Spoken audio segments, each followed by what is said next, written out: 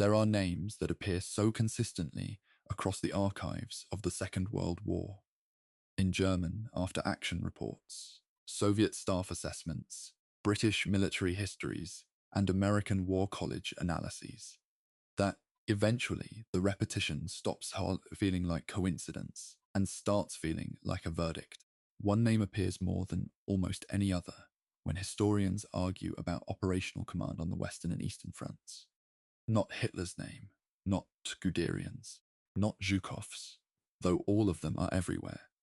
The name is Manstein, Erich von Manstein, a man who designed the plan that defeated France in 6 weeks, who took one of the most heavily fortified naval bases in Europe, with siege guns the size of buildings, who looked at a collapsing front in the dead of a Russian winter, with armies that had no business stopping anything, and somehow stopped it anyway. The operational record is extraordinary. What sits alongside it is something considerably harder to look at, because this isn't a story that resolves cleanly into triumph or tragedy. It doesn't end with a field marshal's baton and a victory parade. It ends in a British military courtroom in Hamburg in 1949, with 9 convictions on war crimes charges in a proceeding that documented what was happening in the rear areas of his operational zone across years of command on the Eastern Front.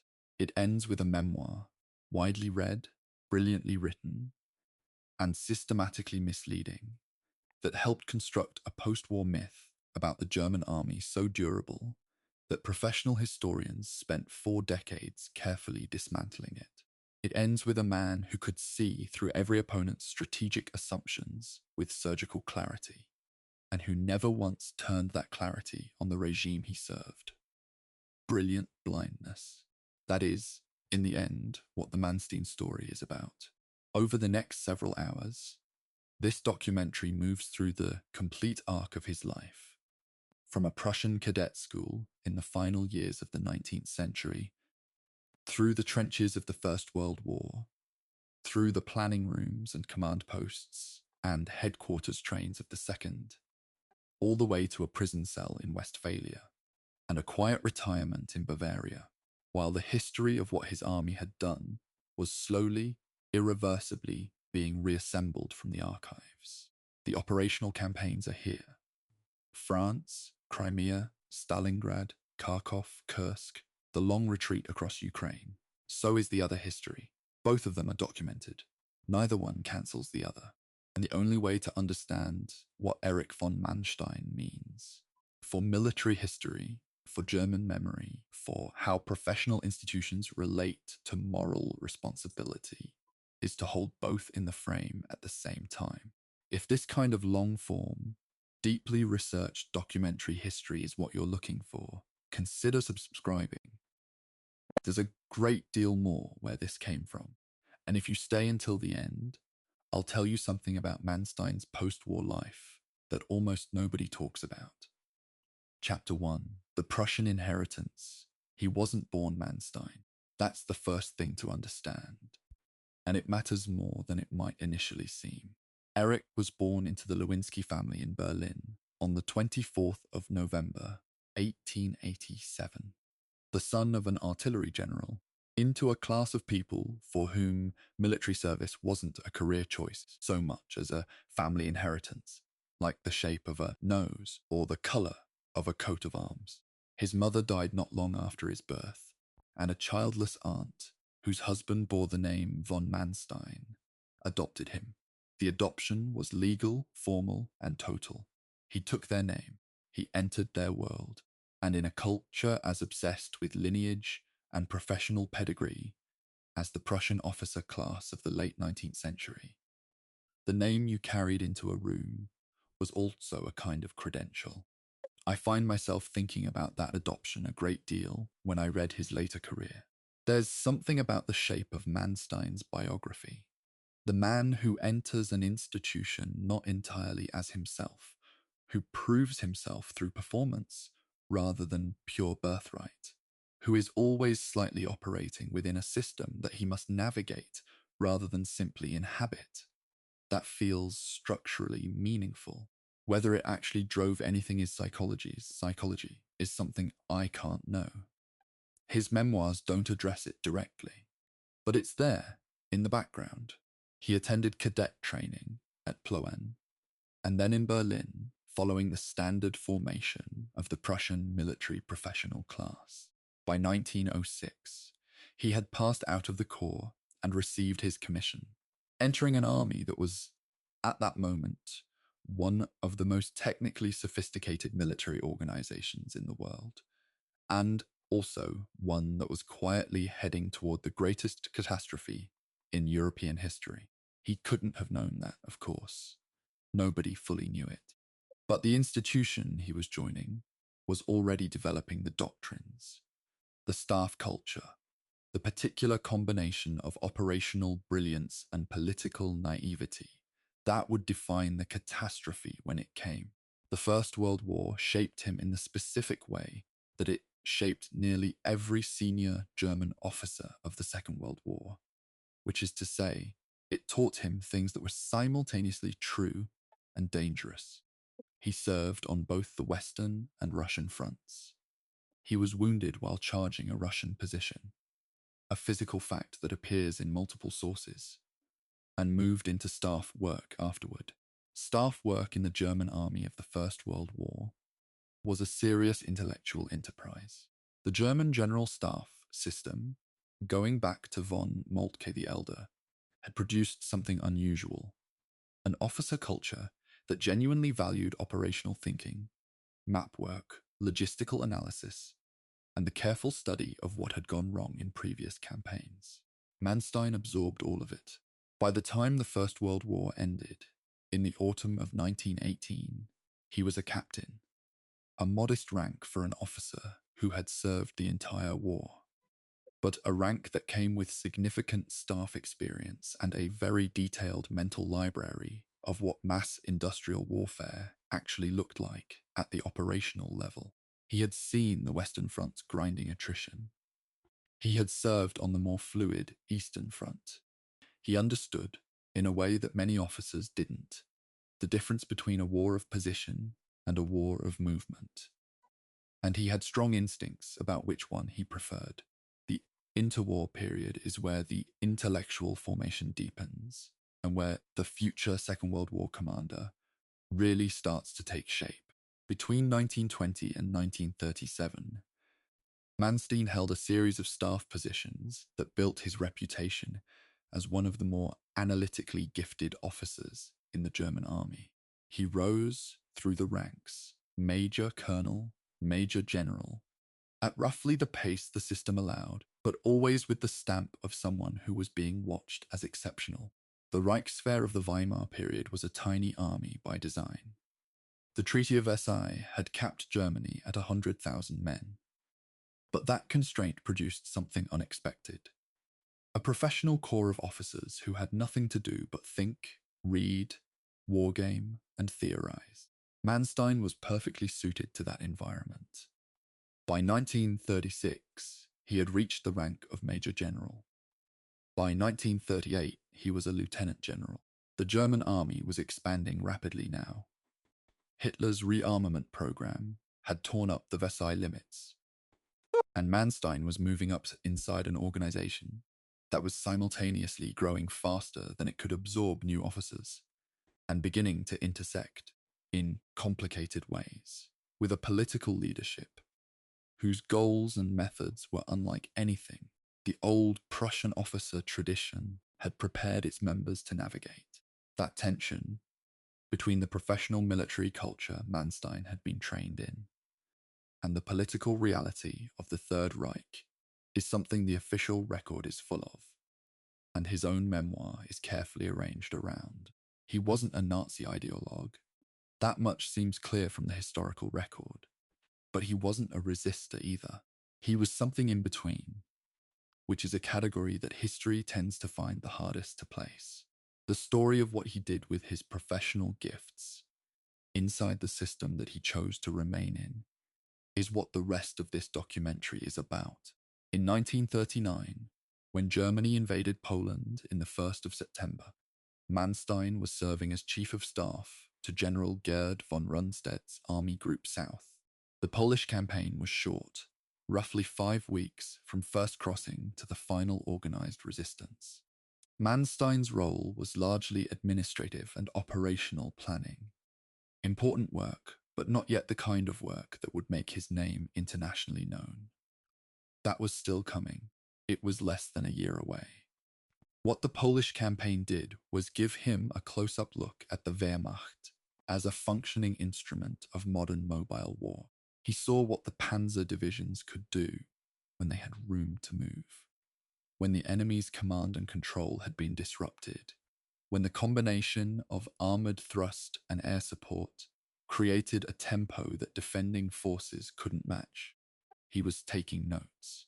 Whether he put them on paper at the time, I can't verify from the sources I've examined, but the operational conclusions he reached over that autumn of 1939 fed directly into the most audacious military plan he would ever conceive. The plan that changed the entire war in the West. Chapter 2. The plan nobody wanted. In the autumn of 1939, the German High Command was working on a plan to invade France and the Low Countries.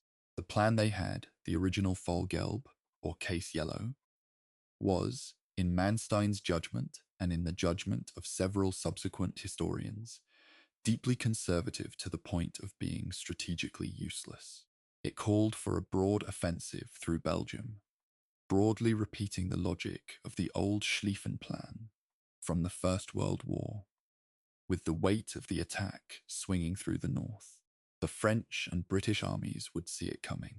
They'd move to meet it. And then you'd have a grinding war of attrition, which Germany, with its limited strategic resources, was unlikely to win. I need to pause here and explain something about how the German military planning system worked at this moment, because it matters for understanding what Manstein did next. The Army High Command, the Oberkommando des Heeres, or OKH, was the body responsible for land operations. Its planning staff had produced the conservative version of Fall Gelb. Manstein, as Chief of Staff to Army Group A, was technically subordinate to OKH authority. He had a view, he had a better plan, and the system said that wasn't his call to make.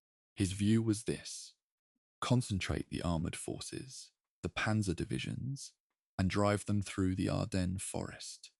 The Ardennes was widely regarded as impassable for tanks. It was heavily wooded, with poor roads, significant elevation changes, and none of the flat northern corridors that traditional military doctrine said armour needed to operate. The French High Command, in particular, considered it a natural barrier that required only light covering forces.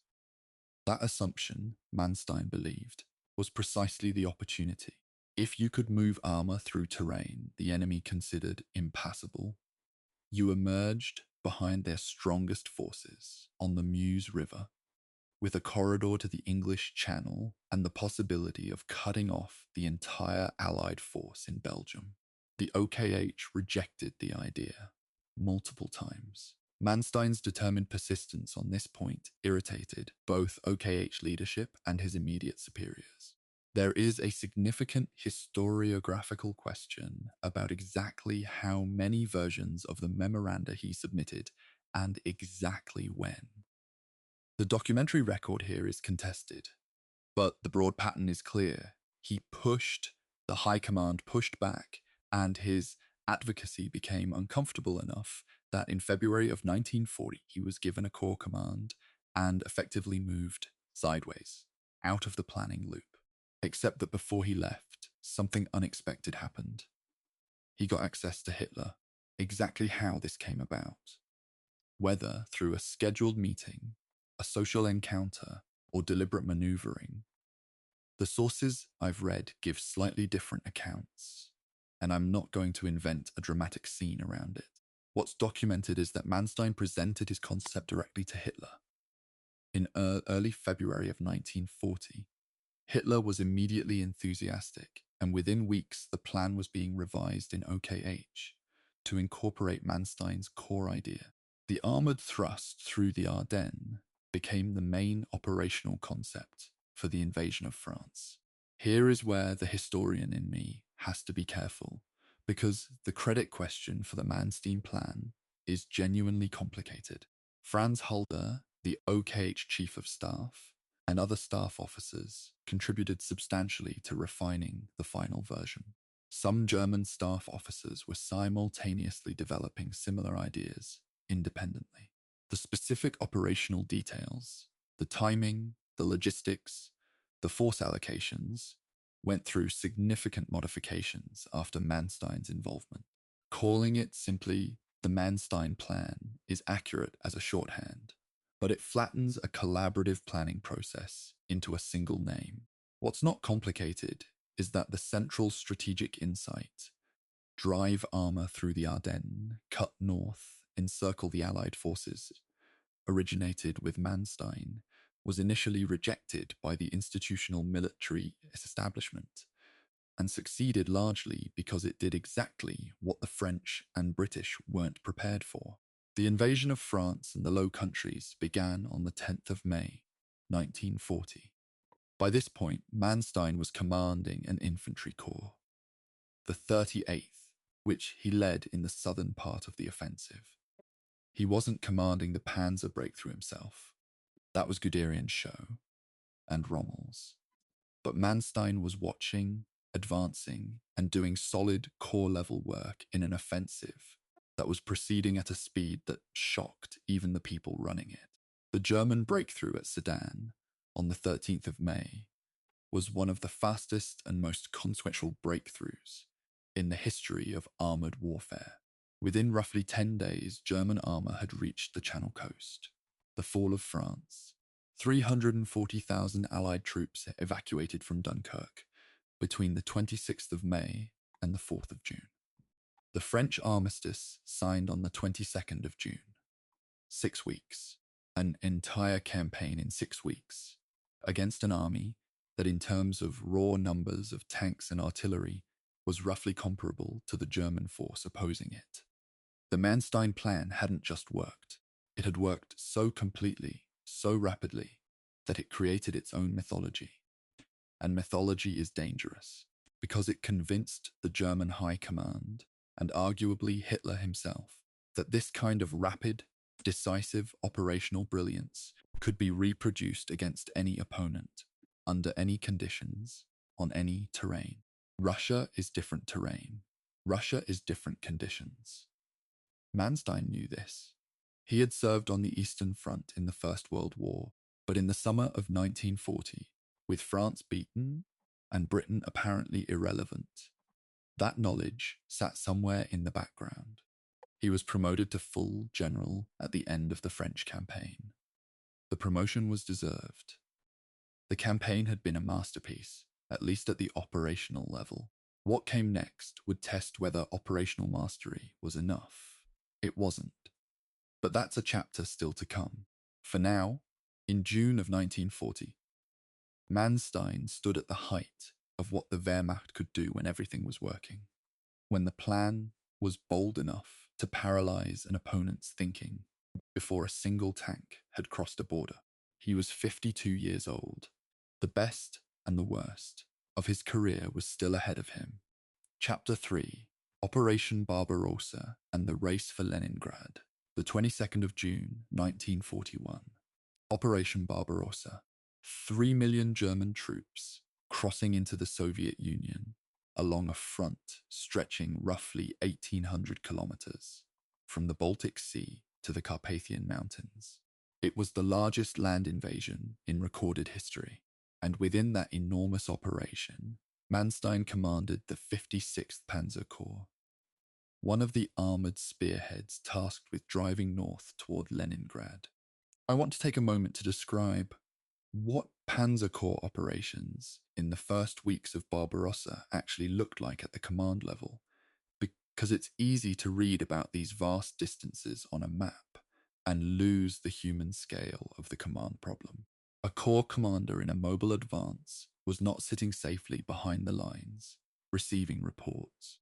He was making decisions about fuel, route priority, bridge capacity, flanking threats, and the next 48 hours of movement, often with partial information, on roads that weren't built for the volume of military traffic being pushed across them. Manstein was doing this at a pace that, in the initial weeks, was genuinely extraordinary. His 56th Panzer Corps advanced roughly 320 kilometers into Soviet territory in the first 4 days of the campaign, a rate of advance that had few precedents in the history of armored warfare. This wasn't simply speed for its own sake. It was an attempt to get deep enough, fast enough, to prevent the Soviet forces from establishing coherent defensive lines. The logic was the same as in France. Disruption of command, encirclement, collapse. Against poorly coordinated Soviet forces in those initial chaotic weeks, it worked. He nearly took Leningrad. That phrase appears in multiple histories, and it's worth sitting with for a moment, because nearly is doing a great deal of work. The advance toward Leningrad by Army Group North, in which Manstein's corps was a critical element, came close enough to the city in late July and August of 1941 that there were serious discussions in German operational planning about an assault on the city itself. What stopped the advance? A combination of Soviet resistance stiffening, German supply lines stretching beyond sustainability, and Hitler's decision to redirect armor southward, was not a failure of Manstein's operational execution. It was a failure at the strategic level, a failure of the whole Barbarossa concept to account for the depth and resilience of the Soviet state. In September of 1941, Manstein was given command of the 11th Army, operating in the south, with a specific mission: drive into Crimea. The Crimea was strategically significant for several reasons. It gave the Soviet Navy a base from which to threaten Romanian oil supplies at Ploesti. It was a potential airbase for bombing targets deep in Romania, and it sat at the edge of the broader German drive into the Caucasus. Taking it was a serious operational task. What followed was a remarkable campaign that occupied the next 10 months of Manstein's professional life.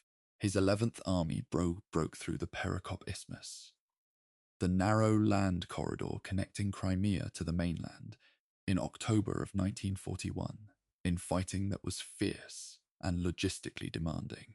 Soviet forces defending Crimea were substantial, organized, and fighting on terrain that offered significant defensive advantages.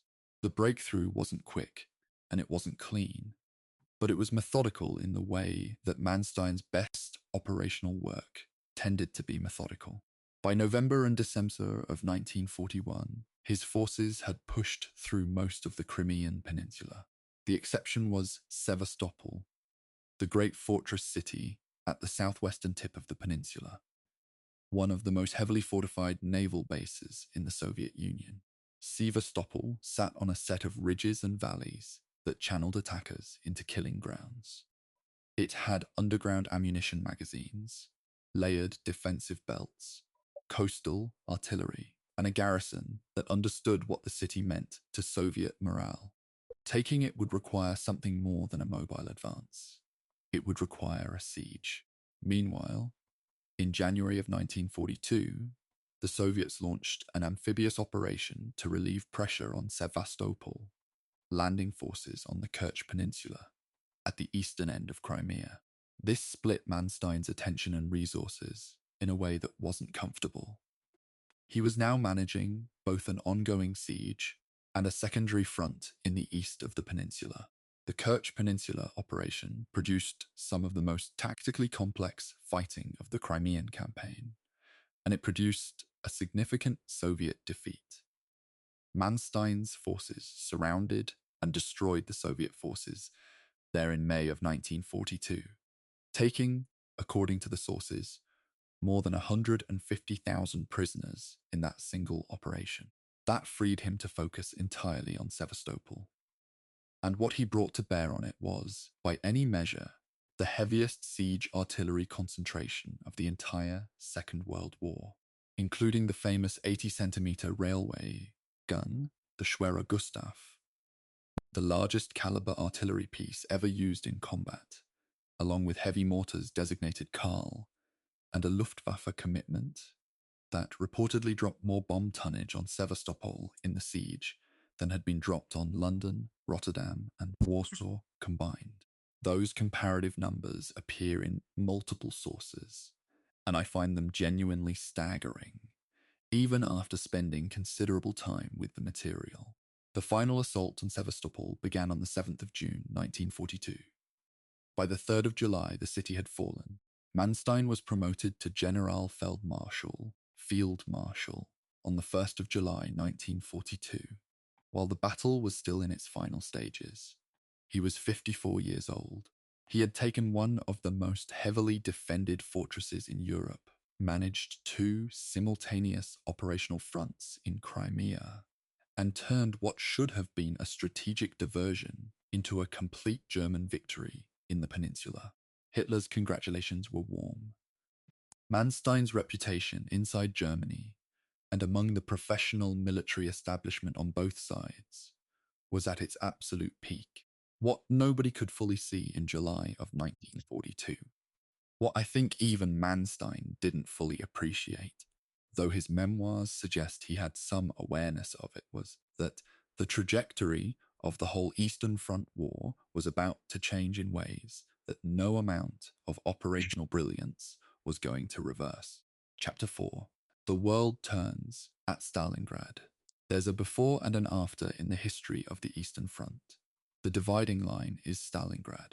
Not a single battle, really. A campaign of 5 months, from the late summer of 1942 to the 2nd of February, 1943, that consumed the Sixth Army of Field Marshal Friedrich Paulus and shifted the fundamental momentum of the entire war in the East. Manstein didn't command at Stalingrad during the main battle. He was elsewhere, managing the aftermath of Sevastopol and a brief, abortive planning exercise involving a projected offensive through the Caucasus that was cancelled when the disaster at Stalingrad began to develop. The Soviet Operation Uranus launched on the 19th of November 1942, a massive pincer attack by multiple Soviet army groups that within 4 days had encircled roughly 330,000 German and Axis troops in and around Stalingrad. The scale of the encirclement shocked the German command. Paulus's Sixth Army was surrounded, and the question immediately became, can we break them out, or will we have to supply them by air until we can? Hitler's answer was to do both simultaneously, which is the kind of strategic decision that looks decisive in the short term and catastrophic in retrospect. He told Paulus to hold in place, to create a fortress Stalingrad, while the Luftwaffe attempted to supply the pocket by air, and a relief force was organized. The air supply was almost immediately proven inadequate. The pocket needed somewhere around 750 tons of supplies per day to sustain operations. The Luftwaffe, operating in winter conditions with inadequate aircraft numbers and Soviet fighters contesting the airspace, was delivering a fraction of that figure. Into this situation came Manstein. In late November of 1942, Hitler gave him command of the newly created Army Group Don, with responsibility for stabilizing the southern sector of the Eastern Front, and, specifically, for breaking through to the Stalingrad pocket. Manstein's plan, Operation Winterstorm, called for a thrust with 4 panzer divisions, 4 infantry divisions, and 3 Luftwaffe field divisions. On paper, a reasonable force for a relief operation. In practice, by the time he was actually able to launch, the available forces had been stripped down substantially by other commanders reluctant to part with units needed on their own fronts, and by ongoing Soviet pressure on the right flank of his command. He launched with roughly 50,000 men and 250 tanks. The attack began on the 12th of December, 1942. For a few days, it went remarkably well. The initial Soviet forces in the path of the relief column were caught somewhat by surprise, and German armor made deep initial penetrations. This was Manstein doing what Manstein did: audacious, fast, aggressive. His forces drove north toward the pocket. Then Soviet operational reserves arrived. And then, on the 16th of December, the Soviets launched Operation Little Saturn, a massive offensive that broke through the Italian and Romanian armies northwest of Stalingrad and drove 340 kilometers into the rear of Army Group Don itself. This was the move that really ended Winter Storm. Manstein's relief force halted roughly 48 kilometers from the Stalingrad pocket. Not 30 miles, not 50. The sources I've consulted put the closest approach at around 40 to 48 kilometers. And that distinction matters when you're trying to understand whether a breakout attempt by Paulus could ever have succeeded. Here is where the historical debate gets genuinely heated. And I want to be honest about it, rather than papering over the controversy. Manstein wanted Paulus to launch Operation Thunderclap, the planned breakout from the pocket to meet the relief column. Paulus did not launch it. The official German explanation at the time, and for decades afterward in German military historiography, was that Paulus was too loyal to Hitler's orders and failed to take the initiative that Manstein was offering.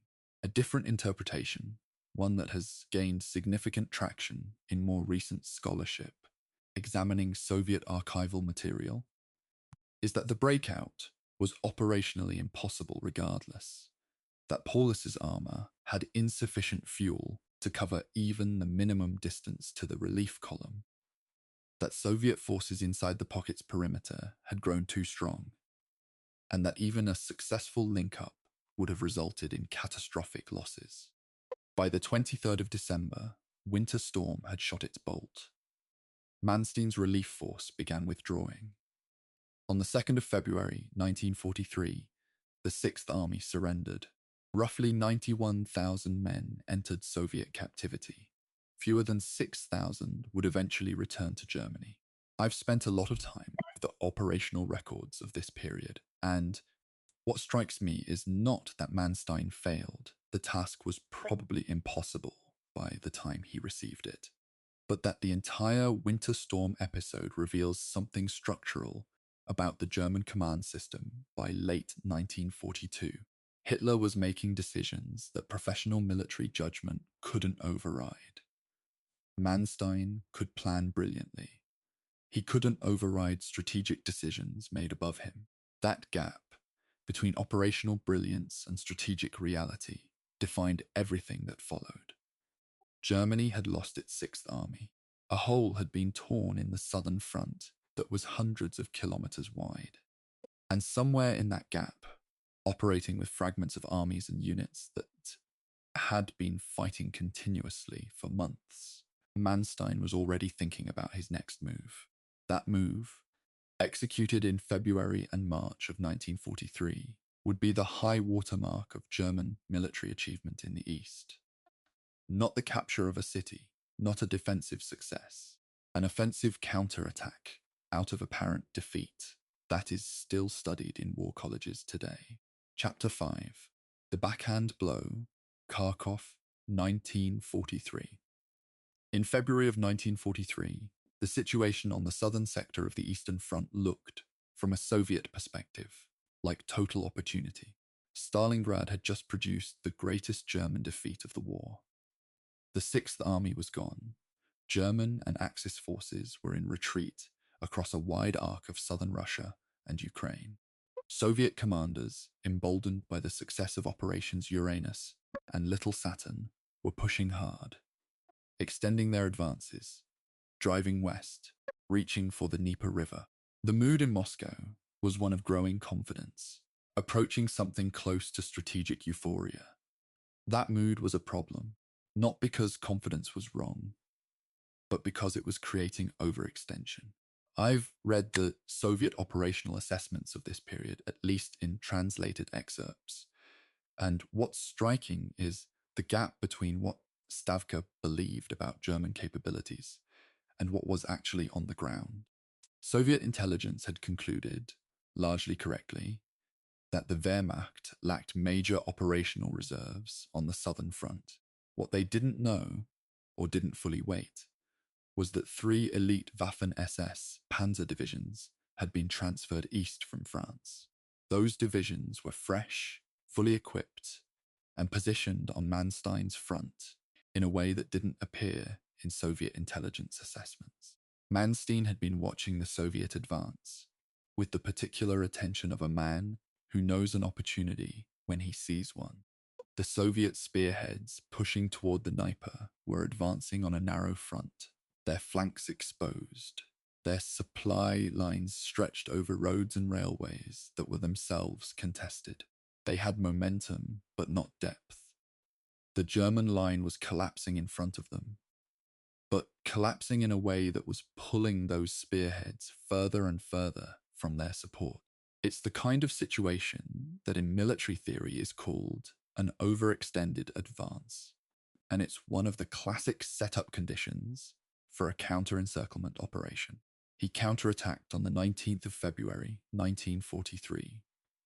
The SS 2nd Panzer Corps drove into the flanks of the advancing Soviet spearheads. Special Group Popov, a Soviet armored formation that had been operating ahead of the main line, was surrounded and destroyed. The speed and violence of the German counterthrust was, by Soviet accounts, a genuine operational shock. The very same intelligence failure that had led Soviet commanders to assume the Germans were retreating meant they had no prepared defensive response to a counterattack from unexpected directions. What followed over roughly 4 weeks was one of the most technically accomplished German operations of the entire Eastern Front War. Manstein's forces, driving elements of the 1st and 4th Panzer Army into the flanks of the Soviet advance, systematically destroyed or disrupted the leading Soviet formations. The German Air Force, the Luftwaffe, provided close air support in conditions that, by February of 1943, it was increasingly unable to sustain elsewhere on the front. On this particular sector, the combination of panzer mobility and air support worked in a way that it hadn't worked since 1941. Kharkov, the large industrial city in eastern Ukraine, had fallen to the Soviets on the 16th of February. The SS 2nd Panzer Corps retook it on the 14th of March. After urban combat that, by all accounts in the sources I've reviewed, was brutal and costly on both sides. By the 18th of March, Manstein's forces had also retaken Belgorod, pushing the Soviet Voronezh front back and creating a new, more defensible German line. The battle is sometimes called the backhand blow in English language military history. The idea of an apparently beaten fighter letting the opponent overextend and then striking back with full force. The Third Battle of Kharkov shattered roughly 52 Soviet divisions, inflicting casualties that, by German after-action estimates, ran to approximately 45,000 killed or missing and 41,000 wounded. Figures that, even accounting for the standard inflation in such estimates on both sides, represent a genuine operational catastrophe for the Soviet advance. More significant, arguably, than the raw casualty numbers was the stabilization of the front. The hole torn by Stalingrad had been, if not closed, at least dramatically reduced. The German southern front was coherent again, for now. I want to be careful here not to present this as some kind of pure professional achievement floating in isolation from its context, because it wasn't. These operations were happening inside a war of extraordinary brutality, fought by armies operating under ideological directives that produced atrocities throughout the theatre. The tactical and operational brilliance is documented. So is what happened to civilian populations in the areas these armies moved through. Both things are true simultaneously, and I don't think good history can afford to separate them. In March of 1943, Manstein wanted to press the advantage. His operational instinct, and he discusses this carefully in his memoirs, was that the moment after the Third Kharkov victory, was precisely the moment to continue pushing northeast toward Kursk, to close off the large Soviet-held salient that had formed in the German lines around that city. The weather had turned against sustained operations. The spring thaw, the Rasputitsa, was beginning to make movement across open ground progressively impossible. He had to halt. That halt, those weeks in April and early May of 1943, while both sides consolidated, became the setup for the next act. The Kursk salient was there, bulging into the German line. A geographic fact that both German and Soviet planners were now studying on identical-looking maps, with very different conclusions. Manstein's instinct was still offensive. Hitler's planning was moving toward a massive armoured assault on the salient. Manstein had reservations about the timing. He was in some ways already sensing the limits of what German operational art could achieve against an opponent that was learning, adapting, and growing stronger by the month. Chapter 6, Kursk, The Last Gamble. By the summer of 1943, the operational calculus on the Eastern Front had shifted in ways that were visible to anyone reading the German staff reports honestly. The Soviet Union had been at war for 2 full years. It had survived the loss of enormous territories, the encirclement and destruction of multiple armies, the near fall of Moscow and Leningrad. It had relocated whole industrial complexes east of the Urals. A feat of organizational willpower that is, when you think about it carefully, one of the more remarkable logistical achievements of the entire war. And it was producing tanks, artillery, aircraft, and trained soldiers at rates that Germany simply could not match. Manstein understood this. The documents and his own post-war memoir make clear that by the spring of 1943, he was not optimistic about Germany's ability to win the war in the East in any traditional sense of winning. What he did believe was that Germany could potentially force the Soviet Union towards some kind of negotiated settlement if the Wehrmacht could continue to inflict disproportionate casualties. If, in other words, the cost of continued Soviet offensive operations could be made high enough that Stalin would consider alternatives to total victory. This was, in retrospect, a fantasy, but it was the strategic logic that underlay his support for continued offensive operations, including his conditional support for Operation Citadel, the assault on the Kursk salient. Operation Citadel, as planned, called for 2 armoured thrusts to meet inside the Kursk salient. One from the north, under Field Marshal Walther Model's 9th Army, and one from the south, under Manstein's Army Group South. The southern thrust was to be the more powerful of the 2, with 3 SS Panzer divisions and significant additional armoured strength. Manstein had pushed for launching the operation as early as possible, after the Third Battle of Kharkov. In May of 1943, when German forces were relatively fresh and Soviet defences in the salient were not yet fully developed, Hitler delayed, repeatedly. The attack that Manstein had wanted to launch in May was postponed to June, then to July. The reasons were multiple. Hitler wanted to wait for deliveries of the new Panther and Tiger tanks. There were concerns about the Northern Front's readiness. There were planning revisions. Each delay gave the Soviets more time, and the Soviets used that time with remarkable effectiveness. By early July of 1943, the Kursk salient had been turned into one of the most heavily fortified defensive zones in the history of land warfare. Soviet intelligence had penetrated German planning at multiple levels. Sources suggest that specific details of the Citadel plan had reached Soviet commanders, though the exact channels remain partly contested in the historiography, and the Red Army knew the attack was coming. Roughly 8 successive defensive belts, hundreds of thousands of mines, anti-tank ditches, concentrated artillery, prepared positions for anti-tank guns in depth.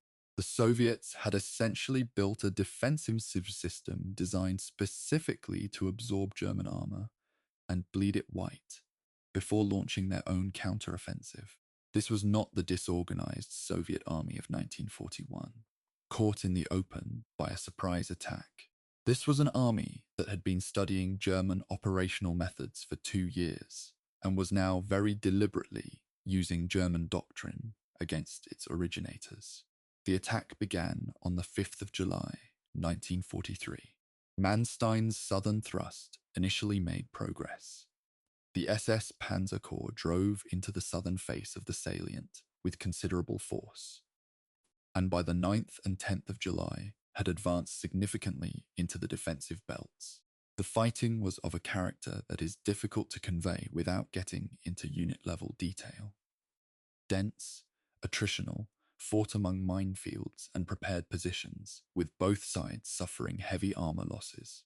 The tank battles around Prokhorovka on the 12th of July, sometimes described in older histories as the largest tank battle in history, though modern scholarship has substantially revised the specific numbers and formations involved, were among the most intense armored engagements of the entire war.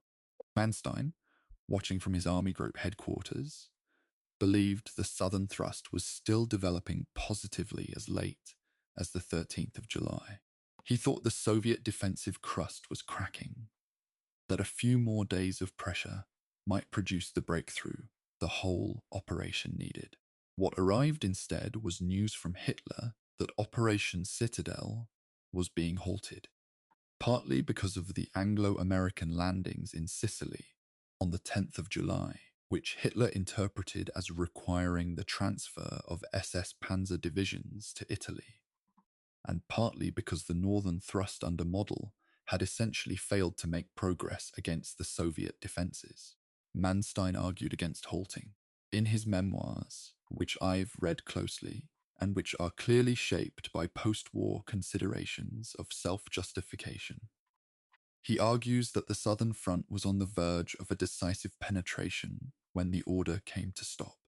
The counter-argument, made by a number of subsequent historians, is that the Soviet reserve armies positioned behind the salient were fully intact, and that any German penetration would simply have been channeled into another prepared killing ground.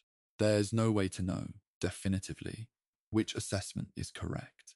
What we do know is what happened. Citadel was halted.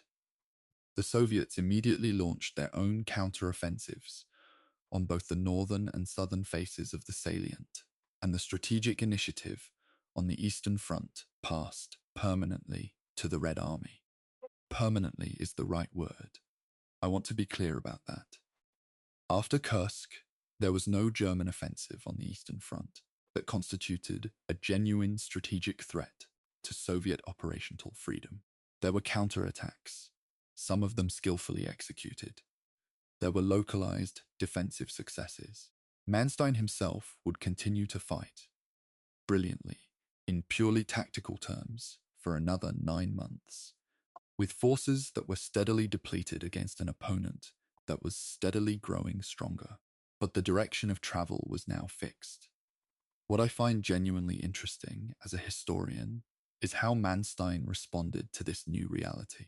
The fall and winter of 1943 saw a series of fighting withdrawals across Ukraine. The battles of the Dnieper Bend, the defense of the Dnieper Line, that were in pure operational terms among the most tactically sophisticated defensive operations of the war.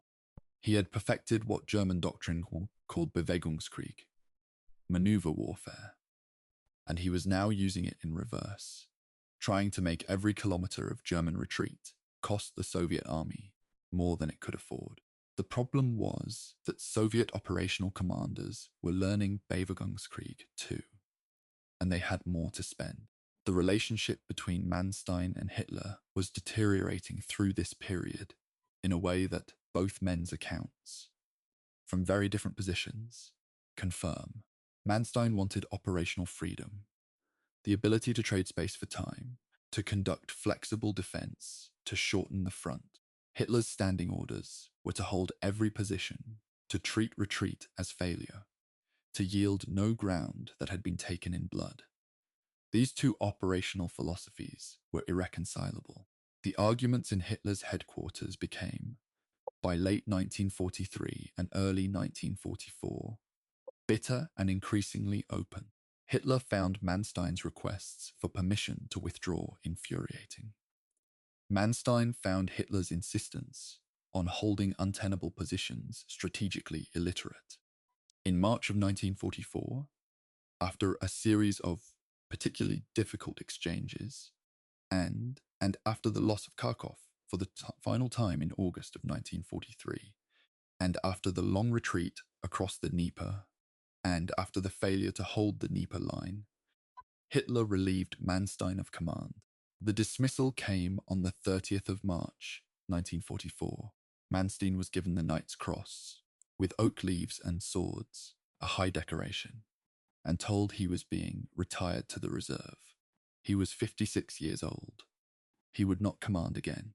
Whether that dismissal ended the military utility of Erich von Manstein, or whether it was the inevitable conclusion of a relationship between a professional commander and a political leadership that had always been irreconcilable, is a question that historians debate. What isn't debated is that the dismissal in March of 1944 came too late to change anything. The Eastern Front was being pushed westward. Germany was losing the war, and Manstein, now on his estate in Silesia, had moved from being a central actor in that war to being a spectator of its conclusion. Chapter 7. The Long Retreat Ukraine, Autumn and Winter of 1943. After Kursk, the German army on the Eastern Front entered a period that has no clean name in popular history. It isn't called a campaign. It doesn't have a single dramatic title. It was simply the retreat, months of grinding, fighting withdrawal across eastern Ukraine and the Russian steppe, from the summer of 1943 through the spring of 1944. A rearward movement that was simultaneously a military defeat and, in purely operational terms, one of the most demanding command performances of the entire war. Manstein was at the center of all of it.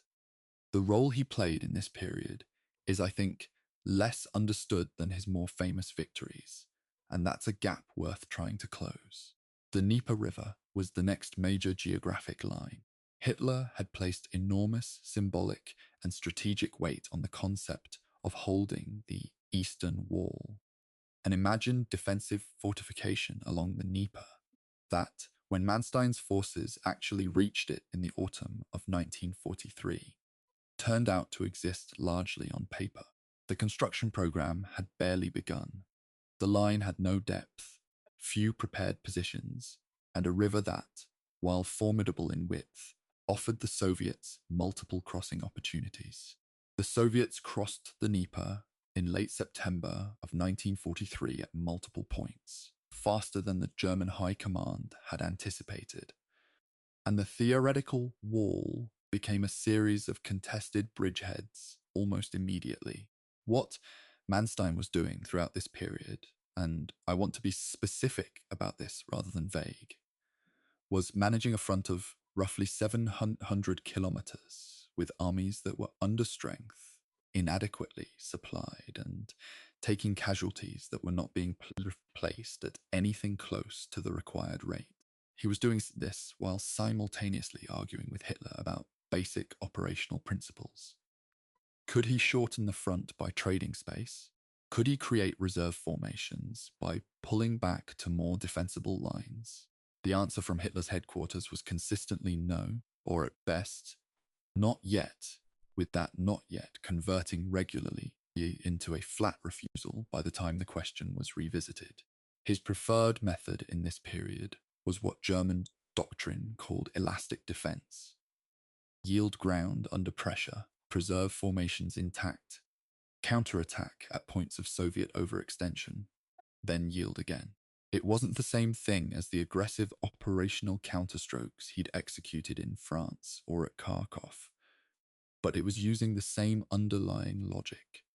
Keep the opponent off balance. Don't allow them to set their weight. Make them pay for every kilometer. The problem was that elastic defense requires operational freedom, the ability to move units laterally, to abandon exposed salients, to choose when and where to fight. Hitler's standing order was to hold every position. Those two things cannot coexist in the same command system. There were moments, even in this phase, where the tactical skill of the units under Manstein's command produced local successes that look almost impossible on the map.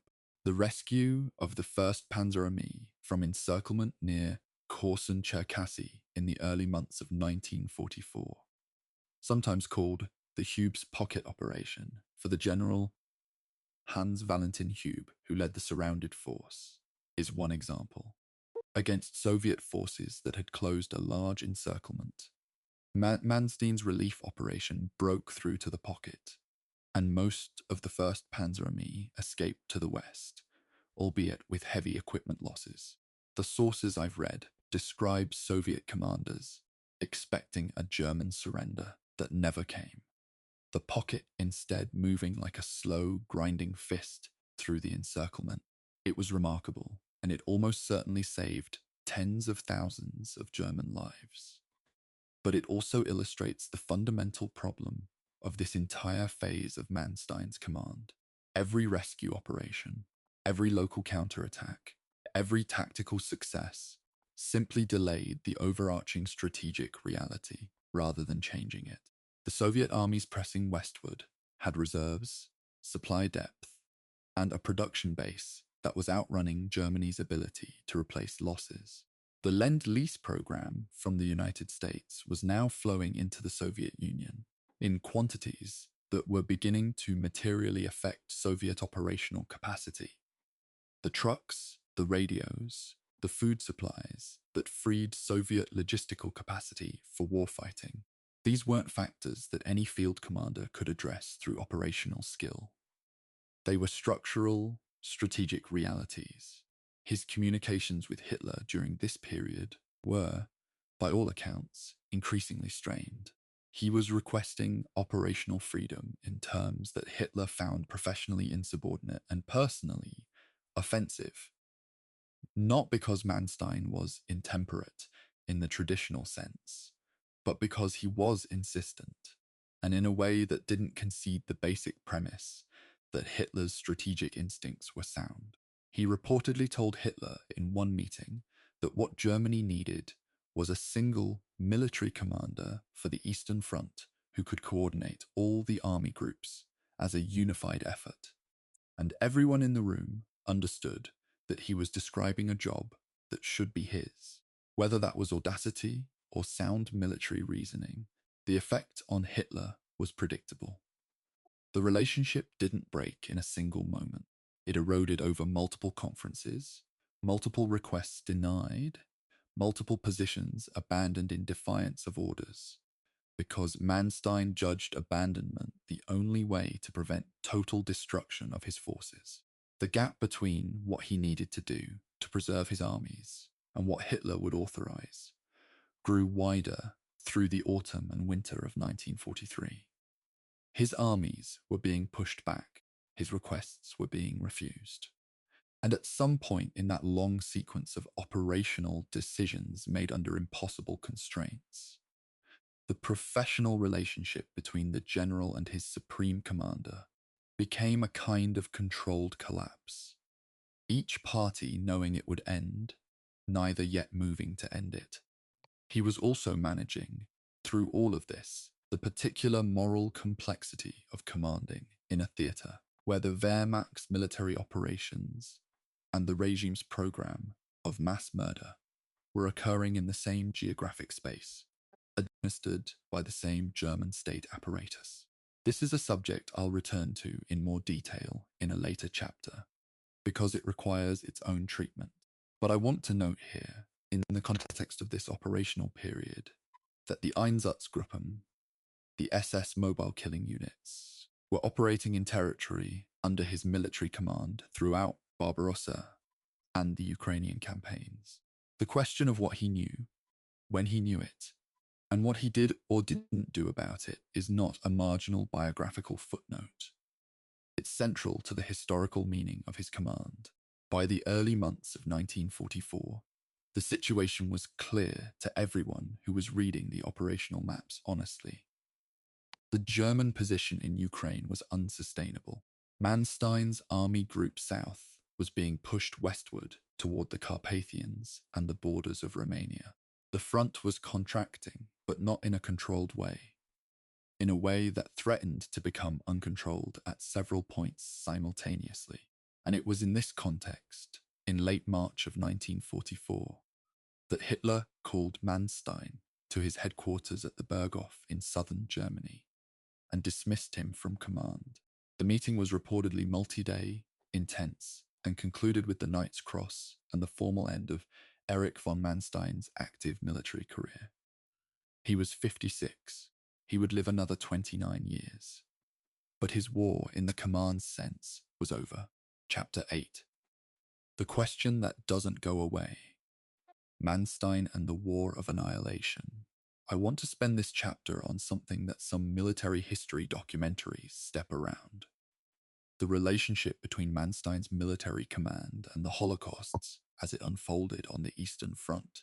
I'm not going to step around it, not because I'm trying to make this more politically charged than it needs to be, but because I think that pretending the operational history and the extermination history can be cleanly separated is a form of intellectual dishonesty that bad history produces. These things happened in the same place, at the same time, under the same German administrative authority. The question of what the relationship was between them is one of the most important questions the historical record has to answer. Einsatzgruppe D, one of the four main mobile killing units of the SS, operated in Crimea during and after Manstein's 11th Army campaign there. This isn't a contested fact. It's documented in German records, in post-war trial records, and in the work of historians who have spent decades analyzing the operational and administrative overlap between regular army commands and SS murder units. Einsatzgruppe D operated in territory administratively under Manstein's command. The SS units required army cooperation for logistics, food, fuel, transportation, communication access, in an operational theatre where the army controlled those resources. Manstein's own order of the 20th of November, 1941, issued to the 11th Army, is the document that appears most consistently in the scholarly and legal literature. The order called for understanding of the harsh measures being taken against Jews, framing them in the language of the war against Jewish Bolshevism. Without reproducing its contents here, some of which were read into the record at his trial, the substance is clear from the court record and from the scholarship of historians like Oliver von Rochem, who has examined the Manstein case in forensic archival detail. The order didn't merely permit the killings. It provided an ideological rationale for them in language that went beyond anything required for purely military purposes. At his trial, Manstein argued that he didn't know what was happening, that the Einsatzgruppen operated independently of his command, that he was a soldier focused on military operations, and had no role in the regime's racial policies. This defense, which was also used by multiple other senior commanders in various post-war proceedings, has been substantially undermined by the archival record that became available in the decades after his trial. German administrative records show that army commands were regularly informed of Einsatzgruppen activities through routine reporting channels. The scale of the killings, conducted over months, in the rear areas of his operational zone, at locations he travelled through, makes complete ignorance implausible to most historians who have looked carefully at the evidence. This is where I want to be specific about what the historiography actually says, because there are several positions and it's worth distinguishing between them. The strongest position, held by historians including Omer Bartov, is that senior commanders like Manstein were not merely passive bystanders, but active participants in creating the ideological and organizational conditions for mass murder on the Eastern Front. A more moderate scholarly position holds that Manstein knew broadly what was happening, did not stop it when he could have, and provided institutional cover through orders like the November 1941 directive. A third position, more common in older military histories and in Manstein's own account, is that he was a professional soldier who had no operational involvement in SS activities and cannot be held responsible for what happened outside his direct command authority. The most recent scholarship, including work done after the opening of Soviet and German archives in the 1990s, has made the third position very difficult to sustain. What makes this genuinely complicated, and I'm not saying this to make excuses for what happened, is that Manstein wasn't a fanatic in the ideological sense. The evidence doesn't suggest he was a man who participated in or directed mass killing out of personal conviction. He appears, from the record, to have been a man who prioritized his military mission, accepted the political and ideological context of the war he was fighting, and didn't ask questions about what happened in the rear areas that might have forced him to act. That is a specific moral failure, and it's distinct from direct perpetration. But it's also different from the image that his own memoirs and his post-war defenders worked very hard to construct. The image of a pure professional who simply did his job. The trial in Hamburg in 1949 heard evidence on 17 charges relating to both his conduct in Poland in 1939 and in Russia from 1941 to 1944. The charges covered the treatment of prisoners of war, the treatment of civilian populations, and the failure to prevent or address the killings occurring in his operational zone. His defense was partly funded by a private collection from British officers and the general public, a remarkable fact that reflects both the professional admiration he had earned from his military opponents and a political climate in Britain that wasn't certain about the propriety of the trial itself. British lawyers assisted his defense. The proceedings were conducted by a British military court, and the whole affair generated significant political debate in the House of Lords about whether the trial was fair. He was convicted on 9 of the 17 charges. The sentence initially handed down was 18 years imprisonment.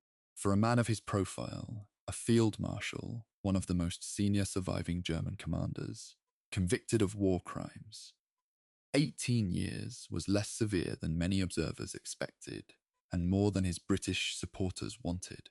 The sentence was subsequently reduced to 12 years.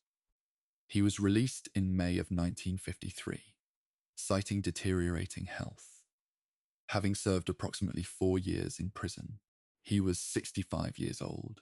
What I find genuinely troubling about this sequence, and I've thought about it a lot over the course of putting this material together, is how quickly the post-war West German political environment moved to rehabilitate figures like Manstein, and how much the Cold War logic of German rearmament shaped that rehabilitation. By the early 1950s, West Germany was being actively encouraged by NATO to rebuild its military. The men who knew how to do that were the men who had built and commanded the Wehrmacht. The uncomfortable question of what those men had done between 1939 and 1945 was politically inconvenient in an environment where Western security planners needed German military expertise. The result was a kind of selective amnesia that shaped West German public memory, legal culture, and military doctrine for decades. Manstein became, within a few years of his release from prison, a respectable figure in West German defense circles, consulted by the Bonn government, his memoirs widely read and admired, his operational judgment cited in West German military education. The crimes he had been convicted of receded from the public discussion of his career. The operational genius moved back to the foreground. Whether that inversion was inevitable, given the political pressures of the Cold War, or whether it represented a specific failure of West German moral reckoning, is a question that German historians have been debating with growing precision and honesty ever since. Chapter 9. The Prisoner, the Memoir, and the Myth. In May of 1953, Erich von Manstein walked out of Wörl prison in Westphalia, a civilian again. A convicted war criminal technically, a field marshal in the memory of everyone who looked at him. He was 65 years old, in deteriorating health, and entering a West Germany that was in the early stages of both economic recovery and an increasingly contentious public debate about how to remember and how to forget the recent past. He didn't take long to begin writing. His memoir, published in German in 1955 under the title Verloren Siege, translated into English as Lost Victories, was a major event in German military publishing. I've read Lost Victories carefully, and I want to describe what kind of book it is, because it's both genuinely valuable as a source and systematically misleading in ways that took the historical profession decades to fully identify. It is, as military operational history, often excellent. Manstein writes about the planning of the France campaign, the Crimean operations, the Third Battle of Kharkov, and the relationship between command decisions and battlefield outcomes, with the precision of a man who understood the professional literature and had lived the events he was describing. On those terms, military historians still consult it, still cite it, still argue with specific operational claims it makes. That much is genuine. What it is not, what it was never designed to be, is an honest account of the political and moral context of the war he fought. The book doesn't mention the November 1941 order. It doesn't discuss the Einsatzgruppen operating in his area of command.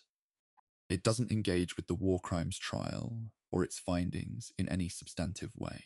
The narrative it constructs is one in which Manstein and men like him, professional officers of the old Prussian tradition, were fighting a clean soldiers' war while the regimes were being imitated by other men in other organizational structures under other authority.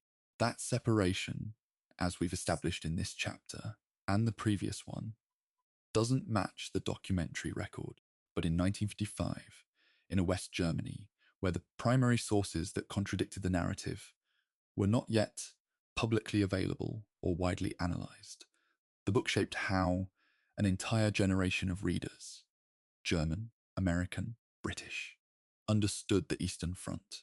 The impact of Lost Victories on American military thinking in particular is something I find interesting and, frankly, uncomfortable. In the late 1940s and throughout the 1950s, former German generals, including Manstein, though primarily through the work of Franz Halder, collaborated with the US Army Historical Division on a series of studies examining German operations on the Eastern Front. The purpose was explicitly to extract lessons applicable to a potential war against the Soviet Union. These studies, consumed by American military planners, who were now thinking about fighting across the same terrain against the same opponent, transmitted the operational lessons of the Eastern Front while systematically stripping out the context of the war of annihilation in which those operations had occurred. The phrase Myth of the Clean Wehrmacht, Mythos der sauberen Wehrmacht in German, describes the post-war narrative that the regular German army fought an honorable professional war, separate from the crimes of the SS and the political leadership. Manstein's memoirs were one of the primary vehicles for that myth's construction and transmission. He wasn't alone. Guderian's memoir Panzer Leader performed a similar function for the armoured forces. But because Manstein's reputation stood higher than almost any other German commander's, His version of events carried particular weight. What the historiography from roughly the 1970s onward began to do, and has continued doing with increasing archival precision, is dismantle that separation piece by piece.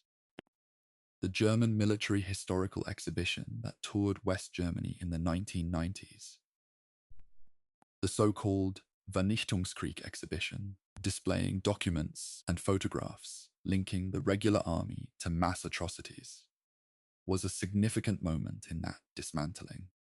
The reaction to it was fierce. Protests, political controversy, and an initial finding of some errors in specific photo attributions that was used by critics to dismiss the whole enterprise. The exhibition was eventually revised and remounted. The substantive finding that the Wehrmacht participated in, facilitated, and covered up mass atrocities has survived the controversies and is now mainstream scholarship. For Manstein specifically, the work of scholars including Oliver von Rochem and Mungo Melvin, who wrote a more sympathetic but still comprehensive English language biography, represents the mature state of the historical argument. Both acknowledge the operational brilliance. Both document the complicity. The disagreement between scholars working in this area is not about whether the complicity existed. It's about how to weigh it against the operational record and what conclusions to draw about institutional responsibility versus individual culpability. Those are genuinely hard questions, and I don't think they have clean answers. Manstein himself, in the post-prison years, engaged in West German defense debates in ways that continued to leverage his military reputation while avoiding serious engagement with the criminal dimensions of his command. He testified, consulted, and wrote letters. He became something of a symbol for a particular strand of West German military conservatisms that wanted to maintain the professional honor of the Wehrmacht while accepting the political reality of the post-war order. It was a delicate posture to maintain, and it depended heavily on the amnesia that post-war West Germany was, for a time, collectively willing to sustain. His health deteriorated through the late 1950s and into the 1960s. The eye problems that had troubled him during the war, he'd had significant vision difficulties that worsened under operational stress, continued to affect him. He underwent surgery multiple times. He remained intellectually active and continued to be consulted on defense matters. But his public role gradually diminished as the generation of West German politicians who had known him personally moved out of public life, and a new generation arrived that was asking different questions about the German past. He died on the 11th of June, 1973, at the age of 85, at his home in Bavaria. He had outlived most of his contemporaries and most of the men he had commanded. He had outlived the war, the trial, the prison sentence, the rehabilitation, and the beginning of the historical revision that would complicate his legacy for decades to come. His death was treated, in much of the military press, primarily as the passing of a great commander. The other dimensions of the life were present in the coverage, but didn't dominate it.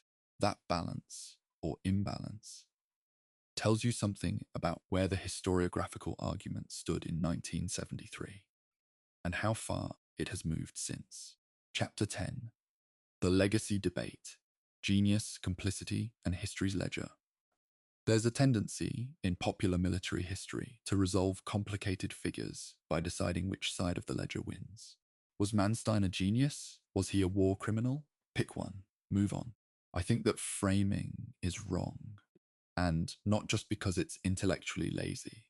It's wrong because it prevents understanding how professional military excellence and institutional criminality can exist simultaneously in the same person, in the same organization, reinforcing each other in ways that matter enormously for how we think about military institutions generally. Start with the military assessment, because it should be stated directly, rather than hedged into meaninglessness. The Manstein plan worked. The campaign in France in 1940 was one of the most complete military victories in the modern era. An enemy force numerically comparable to the attacker destroyed or captured in roughly 6 weeks at relatively low cost. The Crimean campaign was a complete operational success against prepared defenses of considerable strength. The Third Battle of Kharkov was an operational masterpiece, a counter-attack from apparent defeat that stabilized a front that looked unrecoverable and inflicted disproportionate losses on an overextended opponent. Operation Winterstorm was probably impossible from the moment Manstein received the mission, but his execution of it, with forces below what the plan required against an opponent that had reorganized specifically to prevent it, demonstrated operational command at the highest level the German army produced. Those assessments aren't nationalist German myth-making. They come from Soviet staff studies, from British military historians who had every reason to be critical, and from American War College analysis that wanted to understand why the German army performed the way it did. The Third Battle of Kharkov is still used in professional military education in multiple countries as a case study in mobile defense and operational counterattack.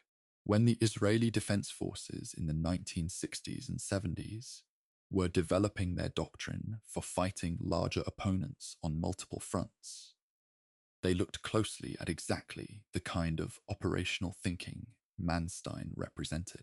That's a legacy with genuine professional substance. Now the other side, the November 1941 order existed, was issued over his signature, and provided ideological cover for mass murder occurring in his operational zone.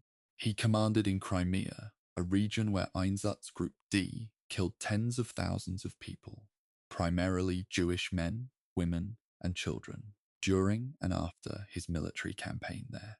The documentary record of coordination between army logistics and SS operational requirements is substantial. His trial on 9 charges of war crimes, presided over by a British military court, after a proceeding that gave him considerable legal resources to mount a defense, resulted in conviction. The sentence was later reduced and he served less than half of the reduced term. But the conviction stands, and its evidentiary basis has been strengthened, not weakened, by subsequent archival research. What I keep coming back to, reading through the source material, is that the thing that makes Manstein's case historically important isn't really about Manstein. It's about what his case reveals, about how professional military institutions can function as participants in mass crime without most of their members experiencing themselves as criminals. The German officer class of the Second World War was in significant part a product of the Prussian military tradition. Educated, technically sophisticated, professionally proud, trained to see political questions as outside their domain. That training in political disengagement was precisely what allowed the Wehrmacht to execute operational orders, cooperate with SS administrative requirements, and maintain professional self-image while being instrumentally embedded in a genocidal state. The historiographical debate about Manstein has also been, on one level, a debate about how to use evidence. His supporters for decades pointed to the absence of a direct order in his hand instructing killing. His critics pointed to the cumulative documentary record of coordination, awareness, and ideological support. The more recent work by historians like von Rokem and others has been less interested in the binary guilty or not guilty question, and more interested in mapping the specific mechanisms by which operational command and extermination policy were interlocked. That's a more illuminating framing, I think, because it allows you to understand the system rather than simply condemning or exonerating the individual within it. There's a biographical irony that I find worth noting here. Manstein's operational genius was rooted in a particular kind of thinking, the ability to see a system from the outside, to identify its hidden assumptions, to find the gap between what the enemy expected and what was actually possible. That's what the Ardennes plan was. That's what the Kharkov counterattack was. He saw the French High Command's assumption that the Ardennes was impassable and used it. He saw the Soviet High Command's assumption that German forces were in full retreat and used it. The cognitive capacity that made him exceptional at operational warfare was the capacity for seeing beyond the conventional frame. But he never applied that same capacity to the political and moral frame he was operating within. He saw the assumptions of his military opponents clearly. The assumptions of his own state, the ones that enabled mass murder, he either didn't examine or chose not to. The historians who have been most useful to me in thinking through this aren't the ones who've primarily argued about whether Manstein was good or bad. They're the ones who've asked how the German military created a culture in which professional excellence and operational criminality were not experienced as contradictions. Omer Bartov's work on the Eastern Front and the barbarization of warfare. Omar Bartov's analysis of how Nazi ideology penetrated the Wehrmacht's institutional culture at the unit level. The more recent work integrating operational, social, and ideological history. This scholarship has moved the field significantly in the direction of understanding, rather than simply judging. I think understanding serves the historical purpose better. Manstein's place in that understanding is specific and irreducible. He was not Hitler. He was not Himmler. He wasn't an ideological driver of the extermination.